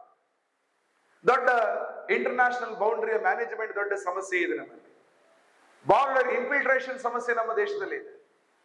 ಹಿಂದೆ ಅಜ್ಮಲ್, ಕಸಬ್ ಮುಂತಾದ ಭಯೋತ್ಪಾದಕರು ಆರಾಮ್ಸೆ ನಮ್ಮ ದೇಶದ ಗಡಿಯನ್ನು ಪ್ರವೇಶ ಮಾಡಿ ಇಲ್ಲೇ ಬಾಂಬ್ ಹಾಕಿ ಹೋಗ್ತಾ ಇದ್ದನ್ನು ನಾವು ಕೇಳಿದ್ದೇವೆ. ಭಾರತ ಎಲ್ಲಾ ದೃಷ್ಟಿಯಿಂದಲೂ ಸುರಕ್ಷಿತ ಆಗಿದೆ. ಭವಿಷ್ಯದ ಯುದ್ಧಗಳನ್ನ 3S ಅಂತ ಕರೀತಾರೆ, ಸ್ಕೈ, ಸ್ಪೇಸ್ ಅಂಡ್ ಸಿ. 3 ಕಡೆ ನಡೆಯುತ್ತೆ. 3 ಕಡೆನೂ ಭಾರತ ಸುರಕ್ಷಿತವಾಗಿರಬೇಕು. ನಮ್ಮ ಸ್ಪೇಸ್ ಸೆಕ್ಯೂರಿಟಿ ಏನಿದೆ, ಸಾಗರೋತ್ತರವಾಗಿರ್ತಕ್ಕಂತಹ ಸುರಕ್ಷಿತತೆ ಏನಿದೆ, ಆಕಾಶದಲ್ಲಿ ಇರ್ತಕ್ಕಂಥ ಇವತ್ತು ಹಮಾಸ್ ಮತ್ತು ಇಸ್ರೇಲ್ನ ಯುದ್ಧ ನೀವು ಆದಾಗ ನೋಡಿದಾಗ the war was happening on sky. ಆ ಎಲ್ಲ ಹಂತಗಳಲ್ಲೂ ಭಾರತ ಎಷ್ಟರ ಮಟ್ಟಿಗೆ ಸುರಕ್ಷಿತವಾಗಿದೆ, ನಾವೆಷ್ಟು ಮಟ್ಟಿಗೆ ಸುರಕ್ಷಿತವಾಗಿದೆ ಅಂತ ಒಂದು ಕಡೆ ಆದ್ರೆ, ಸುರಕ್ಷೆ ಅನ್ನುವಂಥದ್ದು ಜನಸಾಮಾನ್ಯರ ಜೀವನದಲ್ಲೂ ಬರಬೇಕು. ಹಿಂದೆ CCTV ಕ್ಯಾಮೆರಾ ಯಾವುದು ಇಲ್ಲದ ಕಾಲದಲ್ಲೂ ಕೂಡ ಸಮಾಜ ಚೆನ್ನಾಗಿ ನಡೀತಾ ಇತ್ತು. ಅನೇಕ ಕಾಲಗಳಲ್ಲಿ ಮಹಾಭಾರತದ ಶಾಂತಿ ಪರ್ವದಲ್ಲಿ ಹಿಂದೆ ಕೃತಯುಗದಲ್ಲಿ ಹೇಗೆ ಜೀವನ ಇತ್ತು ಅನ್ನೊಂದು ಶ್ಲೋಕ ಬರುತ್ತೆ. ನ ರಾಜ್ಯಂ ನೈವ ರಾಜಾಸಿ, ರಾಜ್ಯ ಇರಲಿಲ್ಲ, ರಾಜನೂ ಇರಲಿಲ್ಲ. ನ ದಂಡ್ಯೋ ನ ದಾಂಡಿಕ, ದಂಡಿಸೋನು ಇರಲಿಲ್ಲ, ದಂಡನೆಗೆ ಒಳಗಾಗುವನು ಇರಲಿಲ್ಲ. ರಾಜ ಇಲ್ಲ, ರಾಜ್ಯ ಇಲ್ಲ, ದಂಡನೆಗೆ ಒಳಗಾಗುವನು ಇಲ್ಲ. ಹಾಗಾದ್ರೆ ಹೇಗೆ ನಡೀತಾ ಇತ್ತು ಸ್ಥಿತಿ? ಧರ್ಮೇಣ ಇವ ಪ್ರಜಾ ಸರ್ವೇ ರಕ್ಷಸ್ತಿಸ್ಪ ಪರಸ್ಪರ, ಪರಸ್ಪರ ಧರ್ಮವನ್ನ ಅರಿತು ನಡೀತಾ ಇದ್ರು. ಮಾತೃವತ್ ಪರದಾರೇಶು, ಪರಸ್ತ್ರೀಯನ್ನ ತಾಯಿ ರೂಪದಲ್ಲಿ ಕಾಣಬೇಕು. ಇಡೀ ಸಮಾಜ ಈ ಆಚಾರ ಸಂಹಿತೆಯನ್ನ ಪಾಲಿಸ್ತಾ ಇತ್ತು. ಪರಸ್ತ್ರೀಯನ್ನ ತಾಯಿ ರೂಪದಲ್ಲಿ ಕಂಡ್ರೆ, ಗೌರವದಿಂದ, ತಾಯಿಯ ಗೌರವದಿಂದ ಕಂಡ್ರೆ ಸಮಾಜದಲ್ಲಿ ಕೊಲೆ ಅತ್ಯಾಚಾರಗಳು ನಡೆಯುತ್ತಾ? ಖಂಡಿತ ಇಲ್ಲ. ಪರದ್ರವ್ಯೇಶು ಲೋಷ್ಠವತ್, ಇನ್ನೊಬ್ಬರ ದ್ರವ್ಯ ಅಂದ್ರೆ ಸಂಪತ್ತನ್ನ ಮಣ್ಣಿನ ರೀತಿಯಲ್ಲಿ ಕಾಣಬೇಕು. ಇನ್ನೊಬ್ಬರ ಹಣ ಇದೆ, ಸಂಪತ್ತು ಇದೆ, ನನಗೆ ಬೇಡ, ಆ ರೀತಿಯ ಭಾವನೆಯಿಂದ ಕಂಡಾಗ ಕಳ್ಳತನ ನಡೆಯುತ್ತಾ, ದರೋಡೆ ನಡೆಯುತ್ತಾ? ಕಳ್ಳತನ ದರೋಡೆ ಅಂದ್ರೆ ಏನು? ತನ್ನ ದುಡ್ಡಲ್ಲ, ಇನ್ನೊಬ್ಬರ ದುಡ್ಡನ್ನ ಕಿತ್ತುಕೊಂಡು ತನ್ನ ದುಡ್ಡಾಗಿ ಮಾಡುವುದೇ ಕಳ್ಳತನ ದರೋಡೆ. ಹಾಗಾಗಿ ಹಿಂದಿನ ಕಾಲದಲ್ಲಿ ಆ ರೀತಿಯ ಆಚಾರ ಸಂಹಿತೆಯನ್ನ ಪಾಲಿಸ್ತಾ ಇದ್ರು, ಸಮಾಜ ಸುರಕ್ಷತೆಯಿಂದ ಇತ್ತು. ಆದ್ರೆ ಇವತ್ತು ಆ ರೀತಿಯ ಸುರಕ್ಷೆ ನಮ್ಮಲ್ಲಿ ಇದೆಯಾ? ಎಷ್ಟೊಂದು ಬಿಗಿಯಾದ ಲಾಕ್ಗಳು ಬಂದ್ಬಿಟ್ಟಿದೆ, ಎಷ್ಟೊಂದು CCTV ಕ್ಯಾಮೆರಾ ಇಟ್ಕೊಂಡಿದೆ. ಸುರಕ್ಷತೆ ಅವರು ಕೊಡಲ್ಲ, ಸುರಕ್ಷತೆ ಜನರ ಮನಸ್ಸಲ್ಲಿ ಇದೆ. ನಾನು ಇನ್ನೊಬ್ಬರಿಗೆ ತೊಂದರೆ ಕೊಡಲ್ಲ ಅನ್ನುವ ಭಾವ ಪ್ರತಿಯೊಬ್ಬರೂ ಇಟ್ಕೊಂಡ್ರೆ ಸಮಾಜ ಸುರಕ್ಷಿತವಾಗಿರುತ್ತೆ. ಸುರಕ್ಷಿತ ಭಾರತ ಅಂದ್ರೆ ಗಾಂಧೀಜಿಯವರು ಹಿಂದೆ ಹೇಳಿದ ಮಾತನ್ನ ನಾವು ಆಗಾಗ ಕೇಳಿದ್ವಿ. ಮಧ್ಯರಾತ್ರಿ ಒಬ್ಬಳು ಸ್ತ್ರೀ ನಿರ್ಭೀತಿಯಿಂದ ಈ ದೇಶದ ಒಂದು ರಸ್ತೆಯಲ್ಲಿ ನಡೀತಾ ಇದ್ರೆ ಸ್ವಾತಂತ್ರ್ಯದ ನಿಜವಾದ ಅರ್ಥ ಅದರಲ್ಲಿ ಕಾಣ್ತೀವಿ, ಇದು ನಾವು ಕೇಳಿದ್ದೀವಿ. ಇವತ್ತು ಮಧ್ಯರಾತ್ರಿ ಬಿಡಿ, ಹಗಲೇ ಹೋಗುವಂತಹ ಸಮಸ್ಯೆ ಇವತ್ತು ವೆಸ್ಟ್ ಬಂಗಾಳಿಂದ ನಾವು ಕೇಳ್ತಾ ಇದ್ದೀವಿ. ಸಮಸ್ಯೆಗಳಿದೆ. ಹಾಗಾಗಿ ಭಾರತದ ಸುರಕ್ಷೆ ಎಂದಾಗ ಕೇವಲ ಸೈನ್ಯ ಕೊಡುವ ಸುರಕ್ಷೆ ಮಾತ್ರ ಅಲ್ಲ, ಸಮಾಜದ ವ್ಯಕ್ತಿಗಳು ಹೇಗೆ ನಡ್ಕೊಳ್ತಾರೆ. ಒಂದು ಸುಭಾಷಿತ ಆ ರೀತಿಯ ಆಚಾರ ಸಂಹಿತೆಯನ್ನ ಸೂಚಿಸುತ್ತೆ. ಕಾಲೇ ವರ್ಷತು ಪರ್ಜನ್ಯ, ಕಾಲ ಕಾಲಕ್ಕೆ ಮಳೆ ಆಗ್ಬೇಕು. ಪೃಥಿವಿಯಾಂ ಸಸ್ಯ ಶಾಲಿನಿ, ಭೂಮಿಯಲ್ಲಿ ಸಸ್ಯ ಶ್ಯಾಮಲೆ ಆಗಿರ್ಬೇಕು, ಹಸಿರುಗಳು ಇರಬೇಕು. ದೇಶೋಯಂ ಕ್ಷೋಭರಹಿತ, ಇಡೀ ದೇಶ, ಇಡೀ ಸಮಾಜ ಬರಗಾಲದಿಂದ ಮುಕ್ತವಾಗಿರ್ಬೇಕು. 4ನೇ ಪಾಯಿಂಟ್ ಏನಿದೆ? ಸಜ್ಜನ ಸಂತು ನಿರ್ಭಯ. ಯಾರು ಸಜ್ಜನರಿದ್ದಾರೆ ಅವರು ನಿರ್ಭಯರಾಗಿರ್ಬೇಕ. ಸ್ವಾತಂತ್ರ್ಯ ಬಂದು ಸುಮಾರು 77 ವರ್ಷಗಳಾಗಿದೆ, ಈಗಲೂ ಕೂಡ ಸಜ್ಜನರು ಅಂತ ಸಮಾಜದಲ್ಲಿ ಯಾರಿದ್ದಾರೆ ಅವರು ನಿರ್ಭೀತಿಯಿಂದ ನಡೀತಕ್ಕಂಥ ಕಾಲ ಇದೆಯೇ? ಸುರಕ್ಷಿತ ಭಾರತ ಅಂದ್ರೆ ಭಾರತದ ಪ್ರತಿಯೊಬ್ಬ ಪ್ರಜೆನೂ ಕೂಡ ಸುರಕ್ಷಿತವಾಗಿರ್ಬೇಕು. ಕೊನೆಯದಾಗಿ ಸಮೃದ್ಧ ಭಾರತ, ಪ್ರಾಸ್ಪರಸ್ ಇಂಡಿಯಾ. ಎಲ್ಲದರಲ್ಲೂ ಭಾರತದ ಒಂದು ಸಮೃದ್ಧಿತನ ನಾವು ಕಾಣಬೇಕು. ವಿಜ್ಞಾನ, ತಂತ್ರಜ್ಞಾನ, ಆರೋಗ್ಯ, ಶಿಕ್ಷಣ, ಸಾಮಾಜಿಕ ವ್ಯವಸ್ಥೆ, ಸಾಮಾಜಿಕ ಏಕತೆ, ಸಾಮಾಜಿಕ ನ್ಯಾಯ, ಶಾಸಕೀಯ ವ್ಯವಸ್ಥೆಗಳು, ಭಾರತದ ಏನೆಲ್ಲ ಸಿಸ್ಟಮ್ಗಳಿದಾವೆಯೋ ಎಲ್ಲದರಲ್ಲೂ ಕೂಡ ಒಂದು ಸಮೃದ್ಧಿತನ ನಮಗೆ ಕಾಣಬೇಕು. ಆಹಾರೋತ್ಪನ್ನಗಳು ಏನು ಕೊರತೆ ಇಲ್ಲ ಅನ್ನುವ ಸ್ಥಿತಿ, ಪಕ್ಕದ ದೇಶಗಳಿಗೆ ಕೈ ಚಾಚಿ ಬೇಡುವ ಅಗತ್ಯ ಇಲ್ಲ ಅನ್ನುವ ಸ್ಥಿತಿಗತಿಗಳು. ಇಕಾನಮಿಲಿ ಈಗಾಗಲೇ ನಾವು ಜಗತ್ತಿನ 5ನೇ ಜಾಗದಲ್ಲಿ ಇದ್ದೀವಿ, ನಂಬರ್ 5 ಪೊಸಿಷನ್. ಇನ್ನು ಕೂಡ ನಂಬರ್ 3ಗೆ ಬರ್ತಾ ಇದ್ದೀವಿ ಅನ್ನೋದನ್ನ ಸರ್ಕಾರ ಹೇಳ್ತಾ ಇದೆ. ಹೀಗಾಗಿ ಆರ್ಥಿಕವಾಗಿ ನಾವು ನಮ್ಮದೇ ಕಾಲಲ್ಲಿ ನಿಲ್ಲುವ ರೀತಿಯಲ್ಲಿ, ಆಹಾರ ಪೂರೈಕೆಯಲ್ಲೂ ಕೂಡ ಯಾರೂ ದೇಶದಲ್ಲಿ ಹಸಿವಿಂದ ಮಲಗಬಾರದು, ಬೇಕಾದಷ್ಟು ಆಹಾರದ ದಾಸ್ತಾನುಗಳು ಮಾಡುವ ರೀತಿಯಲ್ಲಿ ಸ್ವದೇಶಿ ತಂತ್ರಜ್ಞಾನಗಳನ್ನ ಬಳಸಿ ಭಾರತದ ಪ್ರತಿಯೊಂದು ಕ್ಷೇತ್ರದಲ್ಲೂ ಕೂಡ ಅಭಿವೃದ್ಧಿಯನ್ನ ಸಾಧಿಸುವ ರೀತಿಯಲ್ಲಿ, ಹೀಗೆ ಭಾರತ ಎಲ್ಲಾ ದೃಷ್ಟಿಯಿಂದಲೂ ಸಮೃದ್ಧವಾಗುವಂತಹ ಒಂದು ಜೀವನದ ಹಂತವನ್ನು ದಾಟ್ತಿದೀವಲ್ಲ, ಆ ಪದ್ಧತಿಗಳು ಸೇರ್ಕೊಂಡ ಹಾಗೆ ಸಮೃದ್ಧ ಭಾರತ, ಪ್ರಾಸ್ಪರಸ್ ಇಂಡಿಯಾ ಅದು ನಮ್ಮದಾಗ್ಬೇಕು. ಈ 4ನ್ನು ಸಾಧಿಸ್ಲಿಕ್ಕೆ ಆಧಾರ ಏನು? ಯಾವುದರ ಆಧಾರದ ಮೇಲೆ? ತನ್ನತನದ ಆಧಾರದ ಮೇಲೆ. ಇನ್ಯಾವುದೋ ದೇಶವನ್ನು ನೋಡಿ ಅಲ್ಲಿನ ವ್ಯಾಪಾರದ ಫಿಲಾಸಫಿಯನ್ನ, ಪಾಲಿಸಿಯನ್ನ ಇಲ್ಲಿಗೆ ಎರಕ ಹೊಯ್ಯುವುದಲ್ಲ. ಭಾರತದಲ್ಲಿ ಭಾರತದ್ದೇ ಆದ ಚಿಂತನೆ ಇದೆ ಅಂತ ಪ್ರಾರಂಭದಲ್ಲಿ ಚರ್ಚೆ ಮಾಡಿದೀವಿ. ಆ ರೀತಿಯಾಗಿ ಭಾರತದ ಚಿಂತನೆಯ ಆಧಾರಿತ ಭಾರತದ ವಿಕಾಸ, ಅದೇ ಸ್ವತ್ವದ ಬೆಳಕಿನಲ್ಲಿ ಭವಿಷ್ಯದ ಭಾರತವನ್ನು ಕಟ್ಟಬೇಕು. ನಮಗೆ ಆ ಬೆಳಕು ಬೇಕಾ? ಆ ಬೆಳಕಿಲ್ಲದೆ ಆಗೋದಿಲ್ಲ. ಪ್ರತಿಯೊಬ್ಬ ಭಾರತೀಯನಿಗೂ ಬೆಳಕು ಬೇಕು. ಮುಂದಿನ ದಾರಿ ತನಗೆ ಕಣ್ಮುಂದೆ ಕಾಣಬೇಕು. ಗೌತಮ ಬುದ್ಧನಲ್ಲಿ ಅವರ ಶಿಷ್ಯಂದ್ರೊಮ್ಮೆ ಕೇಳ್ತಾರೆ ಪ್ರಶ್ನೆ, ನಾವು ಮುಂದೆ ಸಾಗ್ಬೇಕಿದ್ರೆ ನಮಗೆ ದಾರಿ ಹೇಗೆ ಗೊತ್ತಾಗುತ್ತೆ? ಸೂರ್ಯನ ಬೆಳಕಿನಲ್ಲಿ ಅಂತ ಹೇಳಿದ್ರು. ಆಗ ಶಿಷ್ಯ ಪ್ರಶ್ನೆ ಕೇಳ್ತಾನೆ, ರಾತ್ರಿ ಆದ್ರೆ ಸೂರ್ಯ ಇರಲ್ಲ. ಬುದ್ಧ ಹೇಳ್ತಾರೆ ಚಂದ್ರನ ಬೆಳಕಿನಲ್ಲಿ. ಶಿಷ್ಯ ಇನ್ನೊಂದು ಪ್ರಶ್ನೆ ಕೇಳ್ತಾನೆ, ಅದು ಅಮಾವಾಸ್ಯೆ ರಾತ್ರಿ ಆಗ್ಬಿಟ್ರೆ ಚಂದ್ರನೂ ಇಲ್ಲ, ಹಾಗೆ ನಕ್ಷತ್ರದ ಬೆಳಕಲ್ಲಿ ಹೋಗೋದು. ಮೋಡ ಕವಿದು ಬಿಟ್ಟಿದೆ, ನಕ್ಷತ್ರನೂ ಇಲ್ಲ, ಆಗ ಹೇಗೆ ಹೋಗ್ಬೇಕು? ಆಗ ಬುದ್ಧ ಹೇಳ್ತಾನೆ, ಆತ್ಮದೀಪೋಭವ. ತನ್ನ ಒಳಗಿನ ದೀಪ ಏನಿದೆ, ಆತ್ಮದೀಪ, ಅದನ್ನು ಉರಿಸ್ಬೇಕು, ತನ್ನತನವನ್ನು ಉಳಿಸ್ಬೇಕು. ಭಾರತದ ಆತ್ಮ ದೀಪೋಭವ ಆದ್ರೆ ಭಾರತದ ಆತ್ಮದ ಬೆಳಕಿನಲ್ಲಿ ಭಾರತೀಯರ ಮುಂದೆ ಹೋಗ್ಬೇಕು. ಯಾವುದೋ ಬ್ರಿಟಿಷ್ ಪುಸ್ತಕದ ಆಧಾರದ ಮೇಲೆ ಅಲ್ಲ, ಯಾವುದೋ ಅಮೆರಿಕನ್ ಇಕನಾಮಿಕ್ಸ್ ನ ಫಿಲಾಸಫಿ ಆಧಾರದ ಮೇಲೆ ಅಲ್ಲ, ನಮ್ಮ ಚಿಂತನೆ ಆಧಾರದ ಮೇಲೆ. ಇಕನಾಮಿಗೆ ಚಾಣಕ್ಯನ ನೀತಿಗಳಿರ್ಬೋದು, ಬೇರೆ ಬೇರೆ ದೃಷ್ಟಿಯಲ್ಲಿ ಬೇರೆ ಬೇರೆ ಚಿಂತಕರು ಹೇಳಿದ್ದಾರೆ. ನಮಗೆ ಚಿಂತನೆ ಯಾವುದೇ ಕೊರತೆಗಳಿಲ್ಲ, ಚಿಂತಕರ ನಾಡು ಭಾರತ. ಹಾಗಾಗಿ ನಮ್ಮ ಚಿಂತನೆಗಳೇನಿದೆ ಅದರ ಆಧಾರದಲ್ಲಿ ಭವಿಷ್ಯ ಭಾರತವನ್ನ ಕಟ್ಟುವಂಥದ್ದು ನಮ್ಮ ಸಮಾಜದ ಒಂದು ಅತ್ಯಂತ ಅಗತ್ಯ ಅನ್ನೋದನ್ನ ಈ ಸಂದರ್ಭದಲ್ಲಿ ಹೇಳ್ತಾ, ನಿಮ್ಮಲ್ಲಿ ಏನಾದ್ರೂ ಪ್ರಶ್ನೆಗಳು ಅನಿಸಿಕೆಗಳಿದ್ರೆ ಖಂಡಿತವಾಗಿ ಒಂದಷ್ಟು ಸಮಯ ಇದೆ, ಚರ್ಚೆ ಮಾಡೋಣ. ನಮಸ್ಕಾರ.